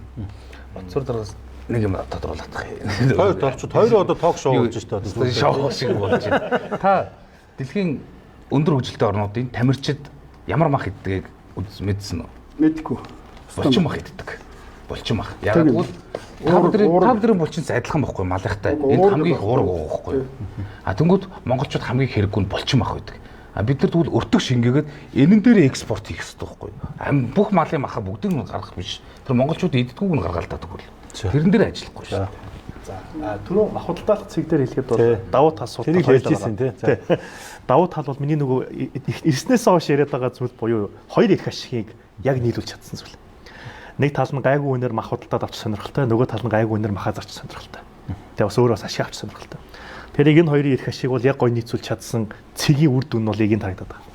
За мэдээж бас нэг жоохон нэг одоо сул тал гэж мэдээч байгаа ялтчгүй бас бүх зүйл даваа сул тал байгаа. Сул тал бол би зөв санаж байгаа бол хүнсний аюулгүй байдлын тухай хуулиа гэж санаж ин махаж баг буруу хэлж магадгүй 12 дугаар зүйл дээр нь гэж санаж ин бас баг зэрэг алдчихж магадгүй. Тэрэн дээр бол хэрвээ хүнсний бараа бүтээгдэхүүнүүдийг ингээд зах худалдааны төвүүд дээр борлуулах гэж байгаа бол бас нөгөө үйлдвэрүүдийн юугаар ингээд дамжлагаар амьсан бас нөгөө пакетыг тийг тайлбарлсан байсан санагдаж байна. Тэгэхээр энэ бол маш нүдэ осон зөв бизнес нэг талаар харахад зөв боловч одоо нөгөө энэ дээр ариун цэврийн зөв менежмент хийчихэд уул нь лабораторид ордог юм ба шүү дээ. Би бол энийг сонсох гэсэн яг одоо л мэдчихэв. Нэр лабораторид байсан байна. Тийм бол одоо магадгүй зөв савлгаа бас ахаад нэг жоохон зөв менежмент байхад л энэ одоо бизнес бол бас яг ингээд өөрийн сул талаа нөхчөд л зах зээл дээр бодит өөрөөр авах чадах. Тийм. Тийм бизнес бас харагдаж шүү дээ. Яг л энэ адилхан цах байхгүй юу? Тийм учраас дабл стандарт байж болохгүй. Яг л ямар стандартын шаардлага тавьж байна. Яг тэрнийг л мөрчөө бол энэ захтай ямар ч яриад байх юм байна. Хэрвээ дабл стандарт гаргаад ингээд өөр одоо ариун цэвэр аюулгүй байдлын шаардлага хангаагүй гарал үүсэн тодорхойгүй юм зарж байгаа бол энэ сах бол ажиллаж болохгүй л. За мал худалдаалах цэгийг болохоор ч миний хувьд болохоор ч маш буруу гэж үзэж байгаа. За бас яагаад вэ гэж буруу гэж үздэггүйгээр чинь биржийн харилцаа аахгүй. Биржийн харилцаа өвөр Монгол дээр ингээд яваад ингээд харангуйч өвөр монголчууд яасан нэг цэг дээр бүгдээрээ ирж малаа зардаг. Тэгүнгүү чинь сая шударгын дарга маань болохоор чинь түрүүн хэлсэн биржийн харилцаа гэдэг чинь юу юм? Зах зээлийн эдийн засаг гэдэг чинь яг юу юм? Манайхан тэрийг одоо жишээлбэл түүц ажиллах ч юм уу, гуанц ажиллахыг бид нар зах зээлийн эсвэл 8 нэрийн хүнсний дэлгүүр ажиллахыг бид нар зах зээлийн эдийн засагт амьдраад байна гэж бодож байгаа. Энэ болохоор чинь биш. Бирж зах зээлийн эдийн засгч юу вэ? Бирж гэдэг чинь өөрөө самбар дээр үнэ тавихыг хэлдэг байхгүй. Тэр үнээрээ арилжаа хийхийг болохоор чинь биржийн арилжаа буюу зах зээлийн эдийн засаг гэж нэрлэдэг. Тэгэхээр чинь нэг тэр үнэн өөрөө далд болчихор чинь тэр чинь зах зээлийн харилцаа биш байхгүй. Тэгэхээр чи одоо бидний энэ мал худалдаалах цэг ч юм уу түрүүний хэлдгэр нэг гайгүй хувцастай хүнд болохоор чинь 30 мянгаар зараад муу хувцастай хүнд болохоор 20 кг битгэл байлгүй дээ бичихгүй юм уу? Яг тэр нөө самбар дээр үнээрээ тэр зарж байгаа тэр яг нэг зах зээлийн эдийн засаг гэж нэрлэдэг шүү. Тэгэхээр чинь манай Монголын одоо худалдаачд болохоор чинь өөрсдөө зах зээлийн эдийн засагтай гээд байгаа нь бол биш шүү эдгээр. Эдний харилцаа бол яг хөө зүгээр энэ залуугийн ярьж байгаа дараа бол тэр мал одоо дуудлага худалдаа явуулах ерөөсө дид бүтсэн байхгүй байгаа. Тэрнийг одоо хөрөнгө оруулаад тэр мал худалддаг ийм бааз байх ёстой. Тэр логистикийн төвийг бий болгох хэрэгтэй. Тэгээд махыг бас дуудлага худалдаанд оруулдаг энэ бөөний худалдааны та нар урам хайрлаач. Цэгийг бий болгох хэрэгтэй байхгүй. Одоо бол сайжрын штэ. Хүчит шонхор цах бол мах худалдах төв цэг байгаа штэ. Энийг төр өөрөө яг өөрөө бүртгөөд хянаад тэн дээр одоо дүрм журмын гаргаад тэр улсуудтайгаа гэрээ хилцээр хийгээд ингээд одоо бүх мэдээлэл аваад явдаг ийм нийлүүлэлтийн сувгийг бий болгох хэрэгтэй. За ингэ дуусчихсан. Тэгээд одоо хөлий нэг юм хэлэхэд за малчтын махны зах байхгүй боллоо. Үр дүнд юу болох юм? Юу ч бол. Дэнжимийн монопол үлдэн. Тэгээд дэнжим мянган тэр юуг зохицуулаад явна шүү дээ. Тэгээд тэр 20 жил зохицуулаагүй шүү дээ. Гэхдээ харин одоо зохицуулах хэрэгтэй гэдгийг яриад байгаа. 20 жил зохицуулаагүй. Тэр зөв 20 дээр зохицуулаагүй. Гарч ирээд шудраар өрсөлдөж шүү дээ. Өрсөлдөгч гарч ирж болно. Гол нь нөгөө дабл стандарт битгий бий болгоол гэж байна. Одоо дэнжим дээр очиод үз. Манай дээр нэг очиод үз. Өөр захууд дээр очиод үз. Аль нь бүгд адилхан шаардлага тавих хэрэгтэй. Тэр бол төр нөгөө нар шиг хэнийг ч ялахгүй адилхан одоо гээгүүлдэг байх хэрэгтэй байхгүй. Уг нь бол ийм байхгүй юу? Дулмаа ирээд байгаа мөнгөндөө махах гэсэн чинь яг пакетаа тавьсан. Та энийг л авахгүй л гарга гэдгсэн чинь тэр мөнгө нүрхгүй яах. Гэхдээ тэр дэнжим агчлан бол ихэнхдээ нөгөө бөөний худалдаанд явуулж байгаа шүү дээ. За цаг дууссан. За найзуудаа баярлалаа. Байж одоо дүгнэлтээ явах. Та одоо бүр явлаа. Хүн цаг 30 минут цагийн чад одоо зүгээр гараа явлаа. Тийм амар те. Бас л дураараа биш шүү. За хилцүүлгээ хийлээ те. За өнөөдөр хэдүүл ямар ч байсан махны нүн ханш за хүртээ хэмж нөөц эрүүл ахуй монопол болон өрсөлдөөн за тэр ч удаа экспортын галц те логистик хүртэл тээврийн хүртэл ярьсан шүү те. Яг цаашаа энийг хэдүүлээ илүү дэлгэрэнгүй ярина. За тэгэхээр өнөөдрийн хилцүүлгээний дүгнэлт нэг ганц өгүүлбэр хэлчих. Хилцүүл танаас эхэлсэн. Тэгэхээр одоо эндээс дүгнэлтээ хийчих. Одоо сөөжилж идэх үү. Тэгээд та хамаг сүлд нэлчихтэй. Тэгээд одоо бол нэг битүү хүртээрээ те өнөөдрийн хилцүүлгээ дүгнээд танаас ямар санаа оноо байгаа гэдгээ эсвэл нэг ер нь юу дүгнэж байгаа талаараа л нэг ярьчих гэж бодож байна. За тэгээд бизнес эрхлэгч хас тунгалаг. За өнөөдрийн болсон хэлэлцүүлэг бидэд хоорондоо тим юм гэж дүгнэхээс илүү энэ нэвтрүүлгийг үзсэн ард түмэн дүнгээ тавьд орвол дүнгээ тавьчих واخ. Хэн юу гэж ярьж байна? Улсыг төлөөлж байгаа хүн юу гэж ярьж байна? Хувийн хвшлийг төлөөлж байгаа хүн юу гэж ярьж байна? Миний хувьд эргээд дүгнэхэд төр оролцохдоо хэмжээ хязгаартай байгаач нэгдүгээрт. Хоёрдугаарт бид нар дотоодынхаа хүнсийг 100% хангасныхаа дараагаар эсвэл тооцоолоо хийчихэд гадагшаа гаргаач. Гадагшаа гаргахдаа жинхэнэ нэмэн өртөг шингээгээд үнэтэй гаргаач. Бид нар гадагшаа гаргаж байгаа дэлхийн зах зээлээс хэдэг хямдхан гаргаж байгаа шүү дээ. Гадагшаа гаргаж байгаа үнэ дэлхийн зах зээл дээр худалдаж байгаа тэрийг л зохицуулчих бол болчих юм болоо. За. Санхүүгийн шинжээч онон. За эксперт хүний хувьд болохоор чинь энэ юунд худалдаач болохоор чинь хэлэхэд та нар болохоор чинь зах зээлийнхаа зарчмыг баримтаалаач. Тэр юу гэсэн үг вэ? Чинь самбар дээр тавьсан үнээрээ бараагаа зарж хөвшиж төр болохоор чинь арилжаанд оролцох бүх асуудлыг хориод ганцхан яг нь эрүүл ахуйн хяналтыг дээд тулт нь бол дабл стандартгүйгээр тулт нь барьж тэрнээс биш ингээд тэнд нь тийм энэ хүнийх нь амьдрал нь муу юм чинь ингэж яа юм төс гэж нэг тийм юу яаж болохгүй. Ерөөсөө л яг түрүүний хэлдгээр 48 цаг 72 цаг гэсэн тэр нөгөө нэг стандартыг бол тултал нь хянаач л гэдэг санаа. Сүлийн оролцоод юм байна. Докторант Тод. За тэгэхээр энд ерөөсөө энэ одоо хилцүүлэг хийж байгаад бид нар үнийн өсөлтийн талаар ярьж байгаа. Энэ үнийн өсөлтөнд бол ерөөсөө хамгийн зөв нэг жижиг менежментийг бол бий бол нөгөө төрөний онон одоо судлаач хэлж байгаагаар бол энэ бол ерөөсөө бирж байсан. Бирж байж таны нөгөө төр асуусан таа зүүнийг мэдэж болно. Бид нар яг зохист хэмжээг мэдэж болно. Яг нөгөө жинхэнэ чөлөөт зах зээлийн эдийн засгтай юм бол тэр бол энэ дээр орж болно. Бид нар нүүрсний биржтэй бирж асуудлыг нэлээд хүндчихсэн, ноол урны үнийг бас ингэж хүндчихсэн. Одоо магадгүй энэ бас маханд бас ингэж бирж гарчээ. Тэр маань бас өөрөө зах зээлийн бодит үнийг олж хараад тэрэн дээрээ зөв зохистой менежмент хийдэг. Тэр нь өөрөө эрх зүйн хувьд бүрэн одоо эрх зүйн хувьд асуудалгүй. Тэгээд дээрээс магадгүй уур амьсгалын өөрчлөлт гэдэг ч юм уу төрөл бүрийн хүчин зүйлүүдийг бас бүрэн үзчиж яг органик хүн тогтоож чаддаг энэ биер хэрвээ манай улсад байх юм бол магадгүй бид нар өнөөдөр махны үн дээр бол хин дуртай ингээд хэлээд нөгөө хэд нар зардаг биш. Энийг бол зохицуулах бас нэг зөв оновчтой арга байсан байна. Бас хэлмээр санагдаад байна. За орон тооны гишүүн Отгон Туяа. За одоо энэ үнийн өсөлтөн дээр дүгнэлтэхэд бол ер нь одоо манайхаас бол ингээд хян шалгалтаа явуулаад шалгаад ажилтдаг боловч одоо энэ бодлогыг төрөөс гарч байгаа бодлогыг бол бодлогын яамд нь одоо хөдөө аж ахуйн яам, сангийн яам, эдийн засгийн яам одоо нийслэл энтер нь төргөн шуурхай зөв бодлого гаргаад энэ дээрээ одоо үнийхээ өсөлт хомсдол энэ бүгдийг ингээд шийдэд яваасаа л гэж хүсэж байна. За баярлалаа. Мал эмнэлгийн ухааны доктор Батсуур. За би бол үнийн өсөлтийн талаар дүгнэлт хэлэхгүй. Өнөөдрийн ярилцлагын талаар дүгнэлт хэлье гэж ингэж бодож байна. Өнөөдрийн ярилцлагаас зүгээр миний ойлгож авсан юм юу гэхээр зэрэг бидний улсын дунд бол ер нь ингээд маш их ойлголтын зөрүүнүүд байна. Үзэл бодлын их зөрүүнүүд байна. Тийм учраас энийг хамгийн түрүүнд биднээс нэг болгох хэрэгтэй байна. Ялангуяа энэтэй холбоотой хүмүүс. Хоёрдугаарт нь бол энийг дэлхийн бусад орнуудад аль хэдийн зохицуулаад шийдсэн асуудал. Тэгээ энэ дэлхийгээс биднээс суралцах хэрэгтэй байна. Чинээр монголчууд өөрснөө дугуй зохиох гэж оролдохын оронд дэлхийн тэр туршлагаас маш сайн судлаад тэгээд хамгийн тэргүүний орны тэргүүн туршлагаас нь өөрийнхөө оронд нутагшуулаад нэвтрүүлээд тэр механизмаар нь биднээс энэ юмаа зохион байгуулаад явуучих хэрэгтэй. Тэгэх юм бол бидэнд цагч хэмнэн хөрөнгө мөнгө одоо хэмнэн энийг асуудлыг дорн шийдчих бололцоотой л гэж ойлгож байна. За баярлалаа. Ямар ч хэдүүлээ бүтэн 90 минутын хугацаанд энэ мах тойрсон асуудлыг хэлэлцлээ тийм ээ. Тэгээд үзэл бодол нийлэхгүй байна гэдэг чинь энэ чинь хилцүүлгийн мөн чанар те. Зургуулга адилхан бодол санаатай байвал энэ чинь айгүй сонирхолтой болчих гэдэг шүү дээ. Тэгээд дараа бас хэдүүлээ энэ сэдвэрээ дахиад уулзъя. Бид бас энэ малын худалдаа те экспортоос нь гарсан талаар бас дараа хий гэж бодож байгаа. Тэгээд нэг мэтгэл намар болно, өвөл болно. Дахиад нөгөө махны маань хэрүүлдэгдэн. Тэгээд тэр үед бас дахиад уулзах бах. Тэгээд таад манаас тэр үед бас өөрөөсөө бас аргументаас сайн хамгаалаарай гэж хүсэж байгаа шүү. Тэгээд өнөөдрийн хэлцүүлэлт хүрэлцэн ирсэн явдал талархлаа илэрхийлье.